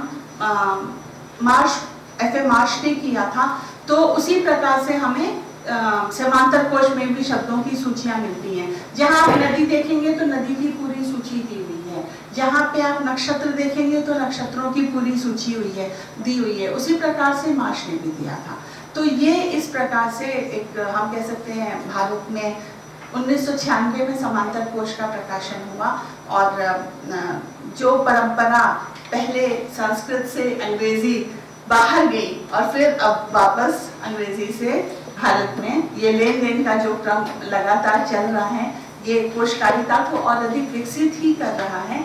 और मैं बहुत ज़्यादा इस चीज़ को आपसे कहूँगी, रिकमेंड करूँगी कि जो लोग लिखने के शौकीन हैं उन्हें थिसॉरस या उन्हें समांतर कोश को ज़रूर उलटते पलटते रहना चाहिए। फिर बाकी जो और संपादक हैं या प्रकाशक हैं, जैसा मैंने अभी बताया, 30-35 थिसॉरस तो मैं देख चुकी हूँ, जितने भी नाम मैंने लिख रखे हैं। इसके अलावा भी बहुत सारे, इनमें से कोई भी जो रॉजेट की जो मूल अवधारणा थी कि सही शब्द, उचित शब्द की समय पे प्राप्ति, उसको ये पूरा नहीं करते। ये जो थिसॉरस कोश रूप में है, बस इसी परंपरा में ये लिखे गए हैं। और थिसॉरस शब्द जैसे रॉजेट ने भी अपने कोश को एक नया स्वरूप देने के लिए, थिसॉरस का अर्थ होता है कोश, संग्रह या खजाना, तो अपने कोश को एक नया नाम देने के लिए, आई कैचिंग बनाने के लिए जैसे उन्होंने प्रयोग किया था, वैसे ये लोग प्रयोग कर रहे हैं। हिंदी भाषा में जब हम देखते हैं, बृहत पर्यायवाची कोश की हम चर्चा कर चुके हैं। ओम प्रकाश गाबा और महेंद्र चतुर्वेदी का कोश, वो भी कहते हैं कि हमने थिसॉरस बनाया, लेकिन वो थिसॉरस कोश रूप में ही है। दो और मैं कोशों की चर्चा आपसे करना चाहती हूँ। मैंने उनके बारे में पेपर में पढ़ा था और बड़ी बेसब्री से इंतज़ार रहा मेरा कि वो कोश प्रकाशित होके मुझे देखने को मिलते। एक सुरेश चतुर्वेदी का कोश था, शब्द वर्ग कोश। आचार्य हजारी प्रसाद द्विवेदी ने भी उनके कोश की तारीफ की और कहा कि यह प्रकाशित होना चाहिए, और उन्होंने उस कोश को नाम दिया स्वसार। लेकिन सुरेश चतुर्वेदी ने को वो नाम ज़्यादा संस्कृत निष्ठ लगा, तो उन्होंने उसको शब्द वर्ग कोश रखा। पेपर में कटिंग में मैंने उसके बारे में पढ़ा, लेकिन कहीं भी मुझे वो प्रकाशित कोश नहीं मिला। वह कोश समांतर कोश से पहले, ये मैंने उसके बारे में पढ़ा होगा अर्ली 90s में, और समांतर कोश आया 96 में, तो उसके, लेकिन वो कहाँ क्या हुआ नहीं मालूम। एक और वीरेंद्र नाथ मंडल जो यहीं काशी के थे, उनके बारे में मैंने 95 में एक पेपर में पढ़ा था। राजकमल की तरफ से वो कटिंग थी कि भारत का कोश आ रहा है, प्रथम थिसॉरस आ रहा है, लेकिन मुझे वो भी देखने को नहीं मिला। तो थिसॉरस मूलतः क्या है, क्या क्या लग जाता है। तो थिसॉरस क्या है, यहाँ पे आप हमारी जो भी आज मैंने आपसे छोटी सी बातचीत की, उसके निष्कर्ष मैं आपके सामने रखती हूँ कि पर्यायत्व की संभावनाओं पर आधारित है। थिसॉरस कहता है कि कोई भी दो शब्द पर्याय नहीं होते, और यद्यपि थिसॉरस आज कोश रूप में हमारे सामने है, लेकिन मुझे लगता है कि इस पर और अधिक काम होना चाहिए। जैसे ये भी खबर मैंने पेपर में ही पढ़ी थी कि 94 में त्रिवेंद्रम में एक संगोष्ठी हुई थी, जिसमें ये था कि अन्य भारतीय भाषाओं में भी थिसॉरस का निर्माण होना चाहिए। तो उसी प्रकार से उसकी जो रॉजेट थिसॉरस की मूल जो उसका उद्देश्य था, उचित समय पर, सही समय पर उचित शब्द की सरलता से प्राप्ति, तीन चीजें हैं, सही समय, उचित शब्द और सरलता। वह किसी भी एक लेखक के लिए, किसी भी एक भाषा वैज्ञानिक के लिए, किसी भी एक शब्दों के साथ खेल करने वाले के लिए वो बहुत ज़रूरी है। और आगे जिन कोशों की मैंने चर्चा की, वो भी कोश जरूर कहीं ना कहीं प्रकाशित हुए होंगे, कभी मुझे देखने को मिलेंगे। इसके साथ ही ये बहुत ही नीरस विषय है। यथासंभव मैंने कोशिश की कि मैं बहुत सरल शब्दों में अपनी बात आपके सामने रख सकूं। फिर भी आपने बहुत धैर्य के साथ सुना, तो मैं बहुत आभारी हूँ इसके लिए, और सर के प्रति भी बहुत बहुत धन्यवाद।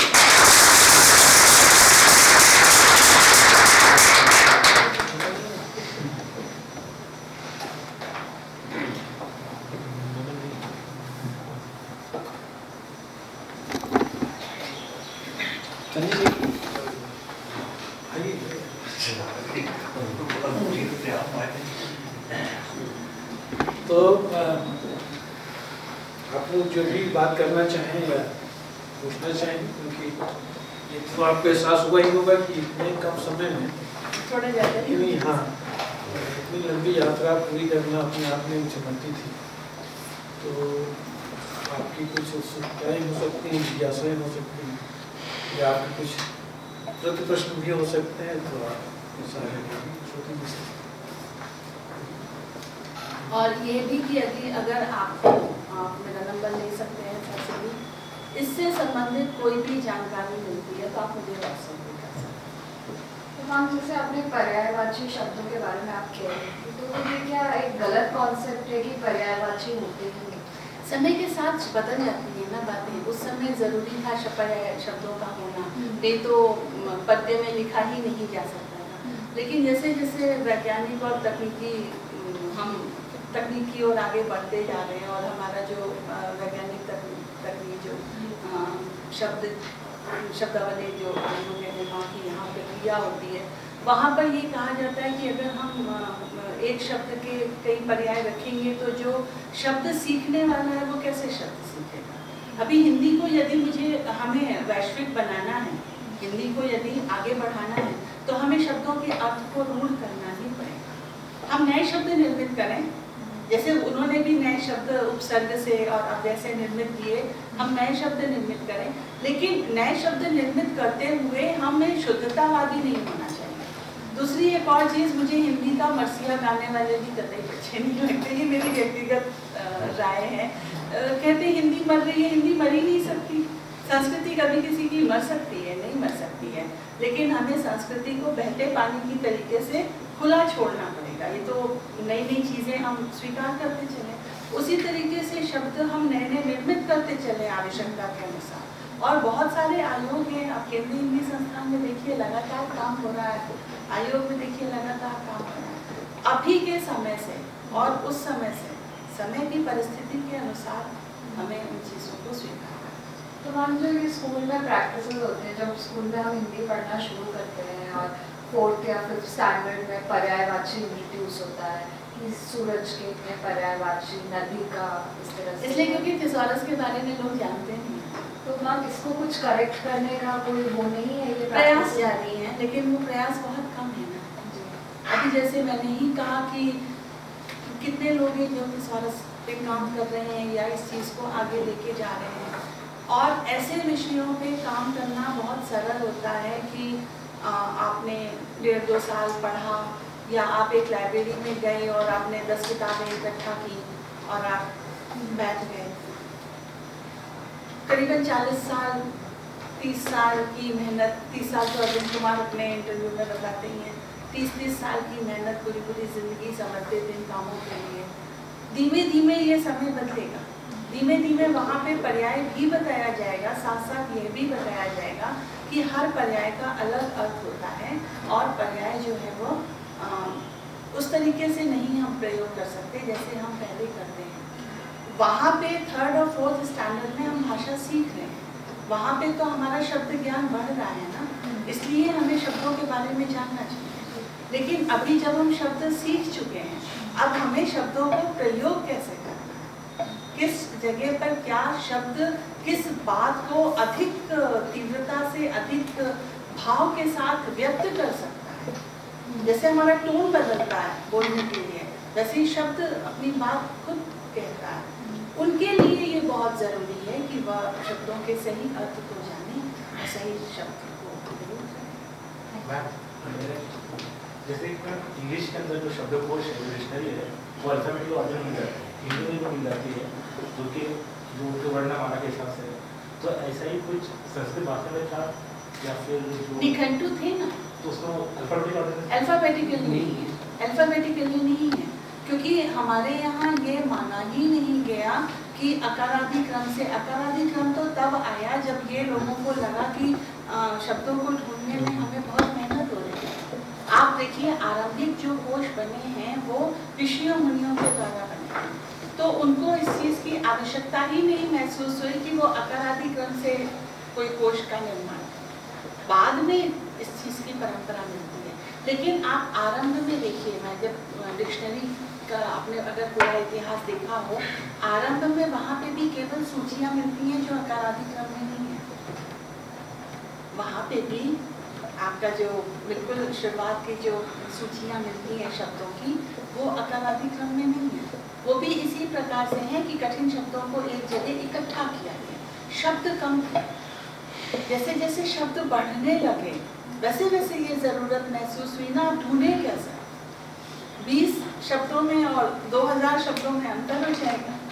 तब वहाँ पे भी बाद में अल्फाबेटिकली हुआ और यहाँ पर भी बाद में अकारादि क्रम से। जहाँ तक मैम हिंदी लैंग्वेज में हम लिंग की बात करते हैं, तो क्या कुछ ऐसा काम हो रहा है हिंदी लैंग्वेज में कि लिंग को अब हटा के ऐसे वर्ड्स लाए जा रहे हैं जो जेंडर न्यूट्रल है? काम के बारे में नहीं बता पाऊँगी, क्योंकि मेरी जितनी परिधि है उसमें शब्दों पे काम करने वाले लोग कम हैं, लेकिन जिन लोगों से बात करती हूँ वो उन लोगों के लिए ये बात ज़रूर सामने आती है कि जो भाषा सीख और ख़ास तरीके से जिनकी मातृभाषा हिंदी नहीं है, जिन्होंने शुरू से उसको नहीं देखा, लिंग की गलतियाँ बहुत होती हैं, लेकिन उसके लिए भी क्या नियम बन सकते हैं, कैसे नियम बनने चाहिए। नियम बनने में एक बड़ी गलती वो भी होती है, जैसे कि हिंदी का मानकीकरण करते समय जब आरंभ में ना अलग अलग स्कूल बन गए, एक शुद्धतावादी था, एक पश्चिमी हिंदी से पश्चिमी उससे प्रभावित था, तो क्या हो, अभी मैं सोचती हूँ शायद भविष्य में कुछ इस तरीके काम सामने आने चाहिए। अभी मैं ज़रूर एक इसी कोश निर्माण की एक प्रक्रिया में हूँ, मैं बहुत विस्तार में उसके बारे में नहीं बता सकती हूँ, लेकिन वो रशियन इंग्लिश हिंदी का एक थिसॉरस इसी प्रकार से, तो कुछ तो चल रहा है अलग अलग जगह पे, और बहुत इसलिए नहीं बता सकती कि किसी के साथ जिसके साथ काम कर रही हूँ वो नहीं चाहते हैं अभी आप पहले से उसको डिस्क्लोज कर दीजिए, लेकिन कुछ तो चल रहा है। सीखने भाषा को सीखने वाले के लिए जो एक समस्या है। जी मैम, और ये भी जो कोड स्विचिंग हम लोग करते हैं कि अंग्रेजी और हिंदी को मिला के बात करते हैं, तो जैसे मैंने बहुत बार ऑब्जर्व किया है कि ईस्टर्न यूपी और बिहार में टीवी जो होता है, टेलीविज़न जो होता है, उसका जेंडर इज फेमिनिन, लेकिन वही आप वेस्टर्न यूपी की तरफ जाएंगी तो वो टीवी उनके लिए मैस्कुलिन हो जाता है। हाँ, क्षेत्र का प्रभाव पड़ता है, क्षेत्र का प्रभाव पड़ता है, और ये प्रभाव इन कोशकारों के ऊपर दिखता है। आप एक ही कोश में देखिए, जो कृष्ण शब्द की मैं बात कर रही हूँ, उसकी वर्तनी अलग अलग है। मैंने एक भिखारी दास का नाम प्रकाश है, इसमें देखा 12 या 13 प्रकार से कृष्ण लिखा हुआ है। कहीं पे ये वाला है, कहीं पे रेफ ये वाला है, कहीं पे मूर्धन्य है, कहीं पे तालव्य है, इतनी वर्तनी का अंतर है। तो वही है, धीमे धीमे जैसे जैसे भाषा का परिष्कार हो रहा है और इन चीज़ों के बारे में सोचा जा रहा है, ये सवाल सबसे पहले, प्रश्न सबसे पहले खड़े होते हैं, फिर उनका जवाब ढूंढा जाता है। तो जैसे जैसे प्रश्न खड़े हो रहे हैं वैसे वैसे इसके बारे में काम। वैज्ञानिक और तकनीकी शब्दावली आयोग इस पर काफ़ी काम कर रहा है, तो उम्मीद है कि आगे आने वाले समय में कुछ और बेहतर चीज़ें हमारे सामने आएंगी।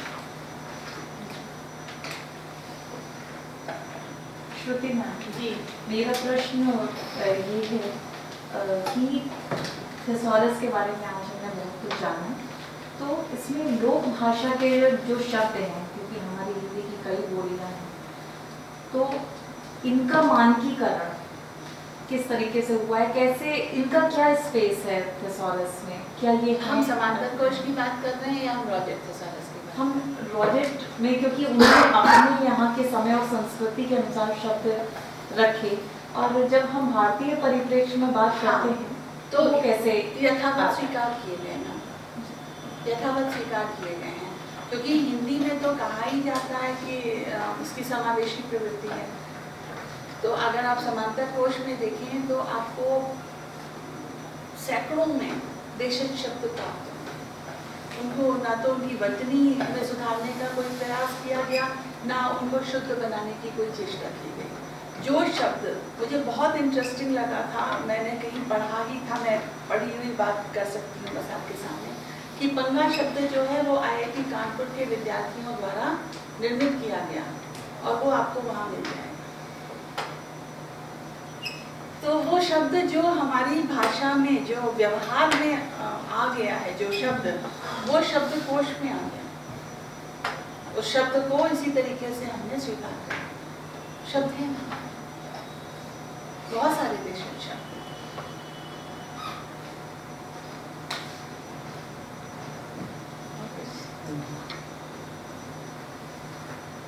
सोनू जी, मेरा एक प्रश्न है कि ऐसे तमाम शब्दकोश हैं हमारे यहाँ, उसमें प्रामाणिकता को लेकर सवाल किया जाए कौन से शब्दकोश प्रामाणिक है, कौन से अप्रामाणिक है। तो थिसॉरस के संबंध में भी ये बात हम कह सकते हैं कौन सा थिसॉरस प्रामाणिक होगा या कौन सा अप्रामाणिक? अभी के नहीं, क्योंकि अभी के कोशों को मैंने इतना विस्तार से नहीं देखा। अभी के जो थिसॉरस हैं मैंने उनको इतना विस्तार से नहीं देखा। मैं रॉजर थिसॉरस पर फोकस रही और मैंने उसके जितने भी उपलब्ध संस्करण थे, क्योंकि मैंने जैसे आपको बताया कि मुझे तीसरा मिला, दूसरा नहीं मिला, चौथा नहीं मिला, अलग अलग मिले, कुछ नहीं भी मिले, लेकिन उनमें मैंने जितना देखा और जितनी मेरी शब्दों की समझ थी, मुझे उसमें संदेह नहीं है। अब जो थिसॉरस के नाम से भीड़ आ गई है ना कोशों की, उसके बारे में हम नहीं बात कर सकते। फिर रॉजर थिसॉरस को देखते हुए मेरा ध्यान इस पर भी ज़्यादा था कि परंपरा हमारी जो शुरू हो रही है वो संस्कृत से रीतिकाल तक आ रही है। उसके बाद अभी आधुनिक में जब सबसे ज़्यादा ज़रूरत है तो वो परंपरा हमारी टूट क्यों गई है, उस पर काम क्यों नहीं हो रहा है। तो एक तो ये था कि पद्यात्मक नहीं रहा, गद्य आ गया, तो उतनी ज़रूरत नहीं महसूस हुई, और ज्ञान मंडल और तमाम हमारे पास कोश पहले से मौजूद थे, उनसे हमारा काम चल गया। फिर यह भी कि शायद कई बार ज्ञान ना होने से, कई बार अज्ञानता कुछ चीज़ों को छुपा ले जाती है। थिसॉरस के बारे में अचानक कुछ लोगों को पता चला, उसके पहले इतना नहीं पता चला। भोलानाथ तिवारी ने यहाँ पर सबसे पहले इसकी चर्चा की, वहाँ से शुरुआत 1954 से, तो उसके आगे फिर इस पे धीमे धीमे काम शुरू हुआ। तो प्रामाणिकता एक एक शब्द को लेके, एक एक शब्द पे अलग अलग काम करना एक और बहुत बड़ा काम हो जाएगा। तो जिन कोशों के बारे में ज़्यादा कहा सुना गया, कोशकार खुद भी तो स्वीकार करता है, या जो कोश प्रयोग में ज़्यादा सरल लगे, उन कोशों को मैंने ध्यान दिया। बस मैं एक और जोड़ना चाहूँगा मैम कि जैसे होता क्या है कि प्राय हम देखते हैं कि शोधार्थी शोध कर लेते हैं और कंप्लीट हो जाता है, थिसॉरस की बात नहीं करते। मैंने अरविंद कुमार का भी देखा था थिसॉरस, लेकिन मैं एक सलाह अपने लिए भी और शोधार्थियों के लिए भी कहना चाहता हूँ कि शोध में जब एडमिशन हो जाता है उसके बाद सबसे पहला काम ये करना चाहिए, थिसॉरस को खरीद ले, उसको बढ़िया से पढ़े। एक सलाह नहीं, ये चीज़ तो देखिए मैंने कहा कि मैं बहुत स्ट्रांगली इस चीज़ को रिकमेंड करती हूँ। मैंने मतलब अपने काम के दौरान ही नहीं, मैं आज भी मेरा लिखना इस तरीके से होता है। मान लीजिए मैं किसी किताब पे लिख रही हूँ, उस किताब को कई बार पढ़ लेते हैं और अमूमन यही प्रक्रिया शायद सभी का दोहराते हैं कि उसको एक किनारे रखा और अब उस पर लिखना शुरू किया। तो अब उस पर जब लिखना शुरू किया तो जब मैं अपनी बात कर सकती हूँ कि जब मैं लिखती हूँ तो जिस भाषा का जो शब्द उस समय मेरे दिमाग में आता जाता है मैं लिखती जाती हूँ, क्योंकि मुझे हमेशा ये लगता है कि अगर हम शब्द ढूंढने गए तो विचार खो जाएगा। तो पहले लिख लो, और लिखा हुआ तुरंत तो हम दूसरे के सामने रख नहीं देते कि ये हमने लिखा है, उसको रखते हैं 2, 3, 4 बार, कई बार 8, 10 बार उसको दोबारा पढ़ते हैं, उसमें करेक्शन करते हैं, ढूंढते हैं, तब एक एक शब्द को लेके देखते हैं कि अच्छा यहाँ ये शब्द लिखा है, क्या इससे बेहतर कुछ हो सकता है। तब वो थिसॉरस बहुत काम की चीज़ है। तो भाषा के जो प्रयोगकर्ता हैं उनके लिए ऐसी एक पुस्तक, एक समांतर कोश है, एक ज्ञान कोश है, एक कोश है, कुछ चीज़ें ज्ञान कोश में आपको उसके बारे में जानकारी पता चलती है। कितनी बार हुआ जब मैं इस विषय पे सोच रही थी, मैं ही अटक जाती थी कि अव्यय क्या होता है, निपात क्या होता है, तो प्रातिशाख्य किसको कहते हैं, तो आख्यान किसको कहते हैं। ऐसे कई शब्द आपके सामने खड़े हो जाते हैं कि आपको उस शब्द का अर्थ ही नहीं पता, आप आगे कैसे बढ़ेंगे। तो वो जलकुंभियाँ तो काटनी पड़ेंगी ना, तभी तो आगे बढ़ेंगे। तो शब्द के बारे में जानकारी हासिल करनी है तो ज्ञान कोश का होना जरूरी है। तो एक कोश, एक ज्ञान कोश, एक समांतर कोश, शोधार्थी को ये सब देखते रहना चाहिए। यही जो बैनर था, पहले जब मैं आया तो यहाँ अमर कोश लिखा हुआ था, जैसा आपने इस्तेमाल किया वो वाला शब्द था यहाँ। किसी शोधार्थी ने उसे नहीं, ठीक है, बदल दिया। मूल वही है, मूल वही है जी, लेकिन आपने जो इस्तेमाल किया है वो दूसरा था। हाँ, मैंने तालब भी इस्तेमाल किया इसलिए क्योंकि मुझे ये लगता है कि शुरू में मैं जब इस विषय पे मेरे हो गए होंगे 8-10 पेपर तो कम से कम इस विषय पे हैं। शुरू में जब मैं इस विषय को लिखती थी तो या तो संस्कृत से जोड़ के लिख रही हूँ या फिर उसका हिंदीकरण अंग्रेजी शब्दों का हिंदीकरण कर रही हूँ, तो भाषा क्लिष्ट हो जाती है, लोग बात नहीं समझते हैं। तो मैंने हर चीज़ को उतना सरल करना शुरू किया कि यह ज़रूरी नहीं है कि आप कोश को कैसे देख रहे हैं। पहले कोश वैसे ही ऐसे ही लिखा जाता था, आज हम तालव्य लिखने लगे, हमने स्वीकार कर लिया। महत्वपूर्ण ये है कि आप उस विचार को कितना पकड़ पा रहे हैं, जो मैं आपसे बात कहना चाह रही हूँ वो आपको कितनी समझ में आ रही है। तो मेरा लिखना जो है वो ज़्यादातर मैं लिखती कम हूँ, मैं बोलती ज़्यादा हूँ। तो फिर कुछ मानक रूप तो होना चाहिए ना, किस चीज़ का? यही कोश का ही। कोश अगर सही, अगर ये रूप में स्वीकार है सर। अगर आप ये मानती हैं कि ये वाला कोश नहीं है, हाँ। तो फिर अभी आपने जो इस्तेमाल किया वो गलत है। नहीं सर, अभी गलत नहीं है, कोश दोनों रूप में स्वीकार है। कुछ चीज़ें ऐसी हैं जो आप अगर देखेंगे तो वो दोनों रूप में स्वीकार है। आपको अमर कोश की अलग अलग प्रतियां आप देखेंगे, जो पुरानी चौखंबा प्रेस से प्रकाशित अमर कोश है उसमें आपको मूर्धन्य मिल जाएगा, लेकिन अभी जो हम जाके यूनिवर्सल से खरीदेंगे उसमें हमको तालव्य मिल जाएगा। मेरे पास दोनों शाह वाली पुस्तकें मौजूद हैं। तो जब हम धीमे धीमे भाषा को सरल कर रहे हैं तो वर्तनी बात को संप्रेषित आप कैसे कर रहे हैं, ये कम से कम मेरा नजरिया है, वो अधिक महत्वपूर्ण हो जाता है कि भाषा आपकी बात को कैसे संप्रेषित हो सकता है किसी को मेरी बात से आपत्ति हो तो ये उसका अपना निजी विचार हो सकता है। और एक पीछे को संस्कृति को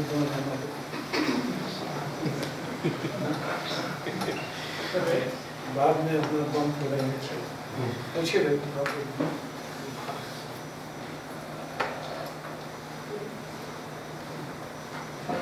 ये कमेंट मतलब ये थोड़ा दूसरे तरह का ये मतलब कि अमर कोश जो है उसमें तो सोशियो पॉलिटिकल रिफ्लेक्शंस भी बहुत हैं। इसलिए तो ये बात कि वो बौद्ध थे, ये जो बहस थी उसमें एक तरफ को ये माना गया कि रामकृष्ण पे कम लिखा है।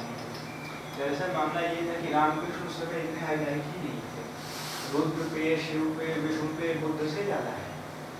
और इसी अब कालिदास उनके समकालीन थे। कालिदास ने रघुवंश में राम पे एक चैप्टर कम लिखा है, रघु और रज पे ज़्यादा लिखा है। तो और दूसरी बात ये कि उसका जो मंगलाचरण है या उनकी टीका, बनारस में भी एक टीका अमर कोश की भरतोजी दीक्षित ने की। तो वेदांतिक परंपरा में एक अमर कोश चलता है, बौद्धों के यहाँ चलता है। तो एक तो ये है, दूसरा ये कि उसमें पुराने जो इस तरह के कोश हैं उनमें बहुत से पॉलिटिकल मतलब जो उस समय जो डिबेट्स थी बड़े सत्याग्रह से, तो ये इनका एक रिफ्लेक्शन, ये भी एक अध्ययन का हो सकता है। दूसरा ये कि जो मूर्धन्य तालाब विषय वाला है, ये तालाब विषय भी संस्कृत में मिलता है।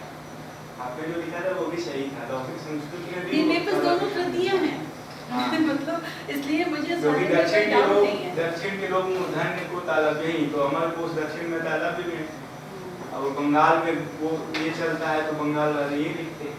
एक कभी अगर अवसर मिला इस विषय से, वो थोड़ा विषयांतर है, तो एक पूरा 1-1.5 घंटा 2 घंटे का लेक्चर सिर्फ इस बात को लेके हो सकता है कि अमरकोश में जिन शब्दों का चयन अमर सिंह ने किया वे शब्द किस चीज को रिफ्लेक्ट करते हैं, ये बिल्कुल अलग है। लेकिन आज मैं आपसे यह बात नहीं करना चाहती। आज मैं आपसे ये बात करना चाहती थी कि हम हर चीज के लिए कहते हैं पश्चिम से आ जाते हैं। जो लोग नहीं जानते हैं कि वास्तव में थिसॉरस का मूल उत्स कहाँ है, वो कहते हैं तो थिसॉरस तो वहाँ लंदन में बना था और हमने देखो वहाँ पे बना, हमने उससे प्रभाव बना किया। मैं बस आपको यह बताना चाहती थी कि नहीं, इसका तो मूल उत्स हमारे आकर ग्रंथ है, हमारी आकर भाषा में, हमारे संस्कृत में पहले से मौजूद है। और अमरकोश उसका सीधा जगता हुआ प्रमाण है, क्योंकि वो उपलब्ध है। जो ग्रंथ उपलब्ध नहीं है, जैसे मैंने अभी बताया कि हम कहीं लाइब्रेरी में जाके देख रहे हैं, मानमाला के मैं पन्ने खुद भी नहीं पलट सकती थी, जो लाइब्रेरी में थे वो पन्ने पलटते थे और हम ऊपर से शीशे की अलमारी से झांक के उसको देख के नोट करते थे। जो ग्रंथ उपलब्ध नहीं है उनके बारे में नहीं, लेकिन अमरकोश तो बहुत सहजता से उपलब्ध है, तो उसको हम देख सकते हैं कि अमरकोश से वो परंपरा चली है। संस्कृत में गई, पाली प्राकृत, अपभ्रंश में भी है, अपभ्रंश के नाम मिले थे, लेकिन किसी में सन नहीं था, किसी में रचनाकार नहीं था, तो मैंने अपनी स्लाइड में उसको नहीं डाला। फिर हिंदी में वो बहुत लंबी, लगभग 100 कोशों की परंपरा है, वो थम सी जाती है। दोबारा से उसकी आवश्यकता हम महसूस कर रहे हैं, तो हम उसको रॉजेट के साथ जरूर जोड़ें, लेकिन हम अमरकोश में भी जाके देखें। और इसी तरीके से हर कोश में आप देखिए, जैसे मैंने आपको बीच में शब्द संकलन के समय बताया था, कोशकार की अपनी रुचि, ये एक बहुत महत्वपूर्ण एंगल था जिससे उन्होंने शब्दों को चयनित किया। बल्कि वो चारों जो पूर्णतः अनुवादित कोश हैं, उसमें भी कर्णाभरण जो है वो उन तीनों से अलग है, क्योंकि एक तो वो गद्य में लिखा गया है, दूसरे उसमें अधिक रूढ़ शब्दों का प्रयोग किया गया है, शायद गद्य में होने की वजह से।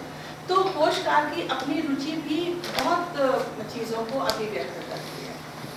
पुराने हमारे जितने भी ग्रंथ हैं, हर ग्रंथ में जो 4 हमारी प्रवृत्तियाँ होती हैं, चाहे वो सामाजिक हो, सांस्कृतिक हो, आर्थिक हो, राजनीतिक हो, जिसके रूप में हम देखते हैं, वो कहीं ना कहीं प्रतिबिंबित होती ही है शब्दों के माध्यम से। शब्द चयन किस प्रकार से हुआ, किस क्षेत्र से हुआ है, वह शब्द अपनी कहानी खुद बयान करते हैं। वो बताते हैं कि वो किस क्षेत्र से आए हैं और उससे कोशकार की रुचि पता चलती है।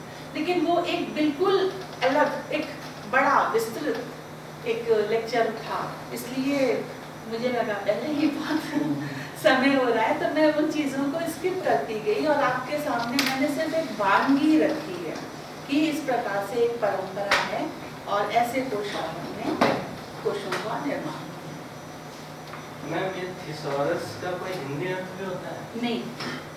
तो समांतर जो कहा गया तो वो समांतर किस अर्थ में है? समानांतर से समांतर, थिसॉरस के बरक्स। अब बरक्स शब्द आप देखिए साहित्यकारों के यहाँ खूब मिलता है ना?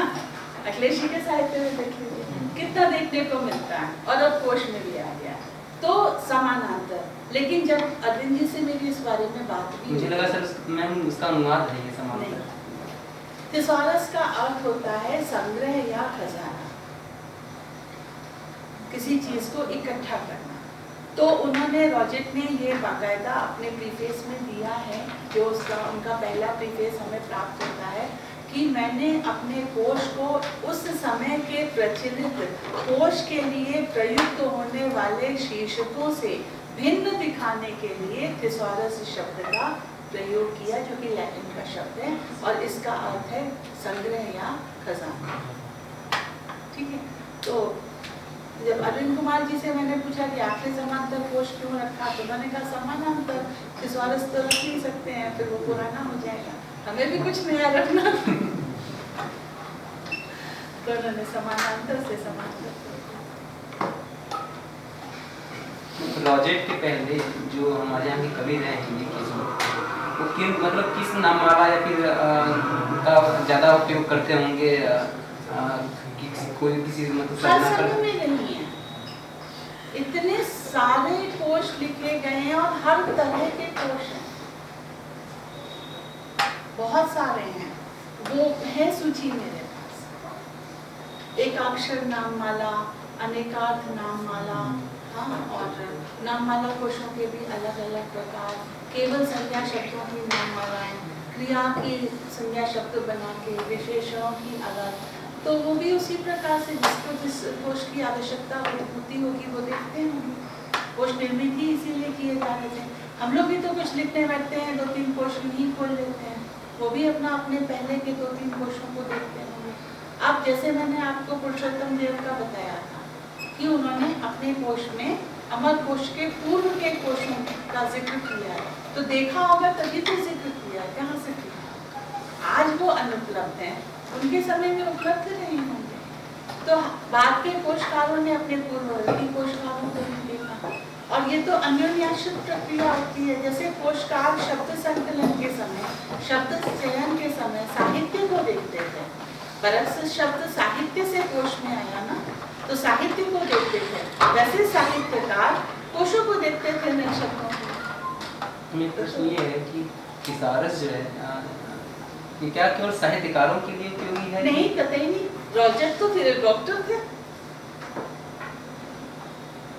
डॉक्टर थे पेशे से, लेकिन जो लिखता पढ़ता है, जो भी, वो वकील हो सकता है, वो साहित्यकार हो सकता है, वो डॉक्टर हो सकता है, वो जो भी, जिसको भी लिखने पढ़ने का शौक, जो भी लिखता है, भाषा का जो प्रयोग करता है। मुझे कई बार लगता है केबीसी शायद इसलिए भी हिट हुआ कि अमिताभ बच्चन अच्छी अंग्रेजी के साथ अच्छी हिंदी भी बोल रहे थे। अगर वो अच्छी हिंदी ना जानते होते तो जो भाषा का प्रयोग करना, उसके लिए एक बड़ा शब्द भंडार जरूरी है, तब आप बात को अच्छे से अभिव्यक्त करते हैं। मैं समझती हूँ। तो मेरे ख्याल से तो समय तो हो गया काफी। 5 बज गए। 5 बज रहे। 5 बज गए। तो संजय जी को धन्यवाद ज्ञापन के लिए मैं कहूँ, उससे पहले मैं भी 2-4 शब्द बोल लेता हूँ। 2 लोगों की जरूरत नहीं है। मुझे 2 चीजें ध्यान आ रही थी। एक तो बिल्कुल मेरा क्षेत्र नहीं है, और इसलिए भी श्रुति जी से मेरी अपेक्षा थी कि हम अज्ञानियों का कुछ थोड़ा बहुत ज्ञान संवर्धन होगा, क्योंकि इस क्षेत्र के बारे में हम लोग बिल्कुल नहीं जानते। व्यक्तिगत मैं अपनी बात कर रहा हूँ, तो आप लोग तो जानते हैं, मैं नहीं जानता। और मुझे पता था कि आपका इस पर एक बड़ा अच्छा काम है, कम से कम हिंदी में इतना बेहतर काम इस पर मेरी जानकारी में किसी का है तो मुझे हो सकता है पता नहीं। संस्कृत में इधर किसी ने काम किया, उसकी भी मुझे जानकारी नहीं, लेकिन मुझे ये अंदाज़ा था कि ये आपका काम बहुत महत्वपूर्ण है, और ये पुरानी परंपरा को, अमरकोश की परंपरा को, थिसारस की जो पश्चिम की परंपरा है, उसके जो संबद्ध सूत्र हैं उसको ये जोड़ने का काम इस काम में किया है। आप में से कुछ लोगों को ध्यान होगा कि अभय कुमार दुबे द्वारा जो संपादित पत्रिका है प्रतिमान, उसमें आपका एक अंश इसका आपने उसका प्रकाशित किया था पुस्तक के रूप में आने से पहले।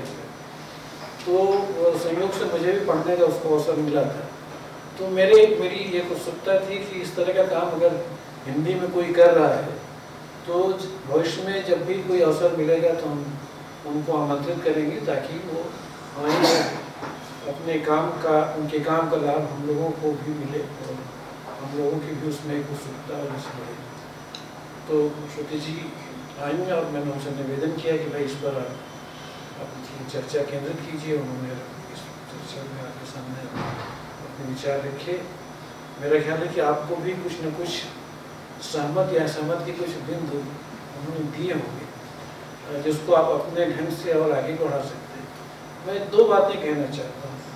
एक तो हिंदी, और दोनों हिंदी से संबंधित, उसी के बारे में हम लोग थोड़ा बहुत जानते हैं। एक तो ये कि आधुनिक भारतीय भाषाओं में सबसे ज़्यादा तत्सम प्रधान या संस्कृत के समीप जाने की उत्सुकता रखने वाली भाषा हिंदी है। और इसीलिए जो खड़ी बोली को खड़ा करने वाला जो मामला है वो यही है कि कैसे हम उसको अधिक से अधिक तत्सम प्रधान या संस्कृत में उस शब्द का जो प्रयोग होता था उसके अनुरूप अपने को ढालें। इसीलिए आप देखिए कि जितनी तत्सम बहुलता हिंदी में है किसी भाषा में नहीं है। तो बांग्ला से लेकर के तमिल तक किसी भाषा में आज की तारीख में इतनी तत्सम बहुलता नहीं है। और न तो संस्कृत के तत्सम शब्दों के अनुरूप अपने तत्व शब्दों को सही करने के प्रयत्न करें। जैसे मैं 2 उदाहरण देता हूँ। एक तो बांग्ला से है, आप जानते होंगे कि सौरव गांगुली कप्तान थे भारत की क्रिकेट टीम के। सौरव हुआ ही लिखते हैं, आप जानते हैं कि भ होना चाहिए। अगर संस्कृत के हिसाब से देखा जाए तो सौरभ होना चाहिए, लेकिन वी लिखते हैं, वह लिखते हैं, वह नहीं लिखते। वहाँ उन्होंने क्यों समझिए, वहाँ उन्होंने उसको शुद्ध करने या तत्सम बनाने का प्रयास नहीं किया।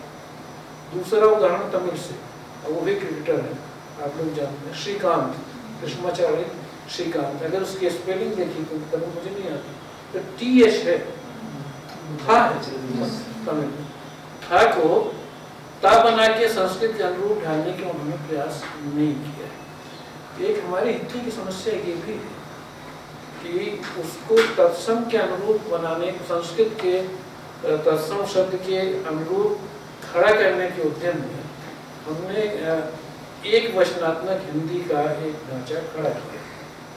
उसकी अपनी खूबियाँ भी हो सकती हैं और उसकी अपनी खामियाँ भी हो सकती हैं, लेकिन फिर वो एक अलग बड़े व्याख्यान का या पूरे एक दिन के सेमिनार का शायद विषय है कि उसमें बहुत सारे लोगों को बुलाया जाए, हिंदी के मानकीकरण के साथ क्या फ़ायदा हुआ, क्या नुकसान हुआ, उसकी सृजनात्मकता को कितना लाभ हुआ या नुकसान हुआ। अगर हम उसकी उर्दू से ही तुलना करें तो अगर आप देखें तो उर्दू भी उतना मानकीकृत नहीं है जितनी। और उसका एक उदाहरण मैं देता हूँ कि जैसे क्रियाओं के प्रयोग में हिंदी वाले हम बिल्कुल छूट नहीं दे सकते, लेकिन उर्दू वाले अभी भी छूट ले लेते हैं। लौट जाती है उधर को भी नजर, क्या कीजिए, तो कीजिए तो ब्रज भाषा का प्रयोग है। हिंदी में अगर कोई कहेगा, वैसे हिंदी के महाकवि लोग तमाम तरह की छूट ले लेते हैं, लेकिन जो महाकवि नहीं है अगर वो कीजिए का प्रयोग करेगा तो हम कहेंगे गलत है। या वो पत्ता पत्ता बूटा बूटा जाने, तो जाने है वो पछा ही प्रयोग है, मेरा तो के आसपास प्रयोग करते हैं। आज अगर हम प्रयोग करेंगे तो हिंदी का शिक्षक काट देंगे, गलत है। जानता है लिखिए तब सही होगा, लिखिए जो लचीलापन है ना। उर्दू में सर लिखने से भी, जैसे वो संजय सर का नाम है, वो उर्दू वाला लिखेगा तो उसको संजय ही पढ़ेगा। हाँ। तो ये वजह भी है, वो कीजिए का कीजिए होना तो प्लस से ज्यादा वो लिखने में है, क्योंकि वो छोटी ये है। हमेशा शशि जी लिखना ही वो बोलना ही खास होता है ना, क्योंकि लिपि भी क्या है, वो तो आपके लिए सहायक है ना। जो एक्चुअल प्रैक्टिस है कैसे आप उसको बोलते हैं, पूरा का पूरा छंद विधान उसी से चलेगा, है ना। ये कविता की जो लय है वो उसी से मिलेगी। तो कहीं ना कहीं हिंदी में तो नहीं कर सकते, अगर संस्कृत उर्दू में कर लेते हैं हिंदी में नहीं कर सकते, क्योंकि हमने एक आधुनिक हिंदी का जो मानक हिंदी का जो रूप तैयार किया है उसमें इसकी छूट नहीं। जैसे ह्रस्व का दीर्घ कर लेना, दीर्घ का ह्रस्व कर लेना, उर्दू की कविता में आज भी बहुत आसानी से हो जाता है, हिंदी में हम नहीं कर सकते क्योंकि वो अशुद्ध हो जाए। इन सारी चीज़ों पर हम लोग कभी छोटी जी को बुलाए और भी 2-4 लोगों को बुलाए, आप लोग भी सोचिए, और उस पर विस्तार से 1-2 दिन का पूरा आयोजन किया जा सकता है। मुझे लगता है बहुत गंभीर विषय है, क्योंकि इसका संबंध हिंदी की सृजनात्मकता से है, हिंदी के साहित्य से है, उसके भविष्य की संभावना से भी है, जिस पर हमें सोचना चाहिए, विचार करना चाहिए कि मानकीकरण से हमें कितना लाभ हुआ है और कितना नुकसान। और एक आखिरी चीज़, पंथ के पल्लों में इस तरह की कुछ चीज़ें हैं, जैसे लहर के लिए है, भूमिका में लहर है, उर्मी है, तरंग है, कई शब्दों का उपयोग करते, उल्लेख करते हैं कि कविता में कहाँ पर कौन सा शब्द, और ये सारे पर्यायवाची कथित रूप से, इनमें छंद के हिसाब से जो संदर्भ या संवेदना के हिसाब से इन कथित 4-5 पर्यायवाची शब्दों में से कौन सा शब्द बेहतर होगा, ये शायद आखिरी प्रयोग है। इस तरह की आखिरी कोशिश है हिंदी की परंपरा में, और हो तो मेरे ध्यान नहीं है जहाँ पर पंत ने इस पर विचार किया है। और आप सही कह रहे हैं कि एक कवि के रूप में उनको लगा कि मैं तो कई शब्द, लेकिन यहाँ पर कौन सा शब्द ज़्यादा सही बैठेगा, इसलिए उन्होंने सोचा। एक चीज़ और कही जाती है छायावादी कवियों के बारे में, भगवान जाने सही है गलत है, कि वो शब्दकोश लेकर के बैठते थे कभी-कभी। ये सही है? मैं इसी संदर्भ में कुछ जोड़ना चाहती हूँ। हमारे विभाग में ही है, उन्होंने रामविलास शर्मा जी पे काम किया और वो उनसे मिलने गए, कई बार उनसे मिले। तो किसी प्रसंग में वो निराला पे बात करते करते बताने लगे कि निराला बहुत गुस्से में थे एक बार जब रामविलास जी उनसे मिलने गए थे, और वो उनका गुस्सा इस बात पर था कि उनको जो शब्द चाहिए था वो नहीं मिल रहा था। और वो काफ़ी देर वो बिठाए रखे, ना उनसे पूछा कि क्यों आए हो, ना उनसे कोई बात की, यहाँ से वहाँ टहलते रहे। गुस्सा दिख रहा था और अनायास उन्हें वो शब्द मिल गया, और एकदम बच्चों जैसी निश्चलता और हंसी कि जो चाहिए था वो मिल गया। और उन्होंने वो शब्द लिखा, पहले वो अपनी पंक्ति पूरी की और उसके बाद रामविलास जी से पूछा कि हाँ बताओ कैसे है। ये जो शब्द का संधान है, ये संधान मैंने सर अखिलेश जी में भी देखा है। मैं बहुत आरंभिक लेखन जब वो करते थे तब से मुझे सहयोग मिला कि मैं देखूं कि प्रक्रिया उनकी। तो जब वो हिंदी संस्थान में थे तब भी मैंने उनको एक पैराग्राफ लिखते और काटते और फाड़ते और लिखते देखा, तो मुझे लगा कि रचनाकार इतनी आसानी से शब्दों को छोड़ता नहीं है। उसकी भी एक चुनौती होती है, बचकर कहाँ जाओगे, ढूंढ तो हम निकालेंगे ही। ठीक है, आज नहीं मिल रहा है कल मिलेगा, एक लाइन में नहीं मिल रहा है 4 लाइन में मिलेगा। और यही एक अच्छे लेख की, मतलब लेख ही नहीं कहूँगी, वक्ता की या जो भी है, यही तो उसका गुण होता है कि जो शब्द चाहिए उसको वो ढूंढ निकाले। थिसारस एक संकट आज के समय में मैं मानता हूँ कि लोग जो है प्रोसेस वो कम शब्दों से काम चलाना चाहते हैं, मतलब कहीं भी एक शब्द से ढेर सारे काम मेरे चल जाए। तो ऐसे में थिसारस का संकट नहीं है कि भाई मैं एक भाव के अंदर भाव के अंदर अंतर्भाव, तो उस भाव को, हर भाव के व्यक्ति के लिए अलग अलग शब्द मैं ढूंढने जाऊँ फिर उसको लिखूँ, तो एक थोड़ा सा हमारे लिए तो ठीक है, कवि के अपना निर्वाह कर रहा है, लेकिन काफ़ी उसमें दुर्लभता भी एक तरह से आ जाती है। भाषा के भी तो वही हाल हो रहा है। सर के पास ये बात बोलने का बनता नहीं था, लेकिन फिर भी वो निराला वाला प्रसंग मुझे रोचक लगा तो मैंने बताया। मजे में ये कहा जाता था कि भाई राम की शक्ति मुझे लिखी नहीं रहा था, शब्दकोश सामने रख करके लिखी, क्योंकि शुरुआत का पूरा हिस्सा तो आप लोगों ने सबसे पढ़ा होगा हिंदी। तो एमए में पहली बार जब हम लोगों ने पढ़ा तो शुरू में लगता था कि हिंदी पढ़ रहे हैं कि संस्कृत पढ़ रहे हैं, फिर बाद में लगता है नहीं अब गाड़ी थोड़ा हिंदी की तरफ।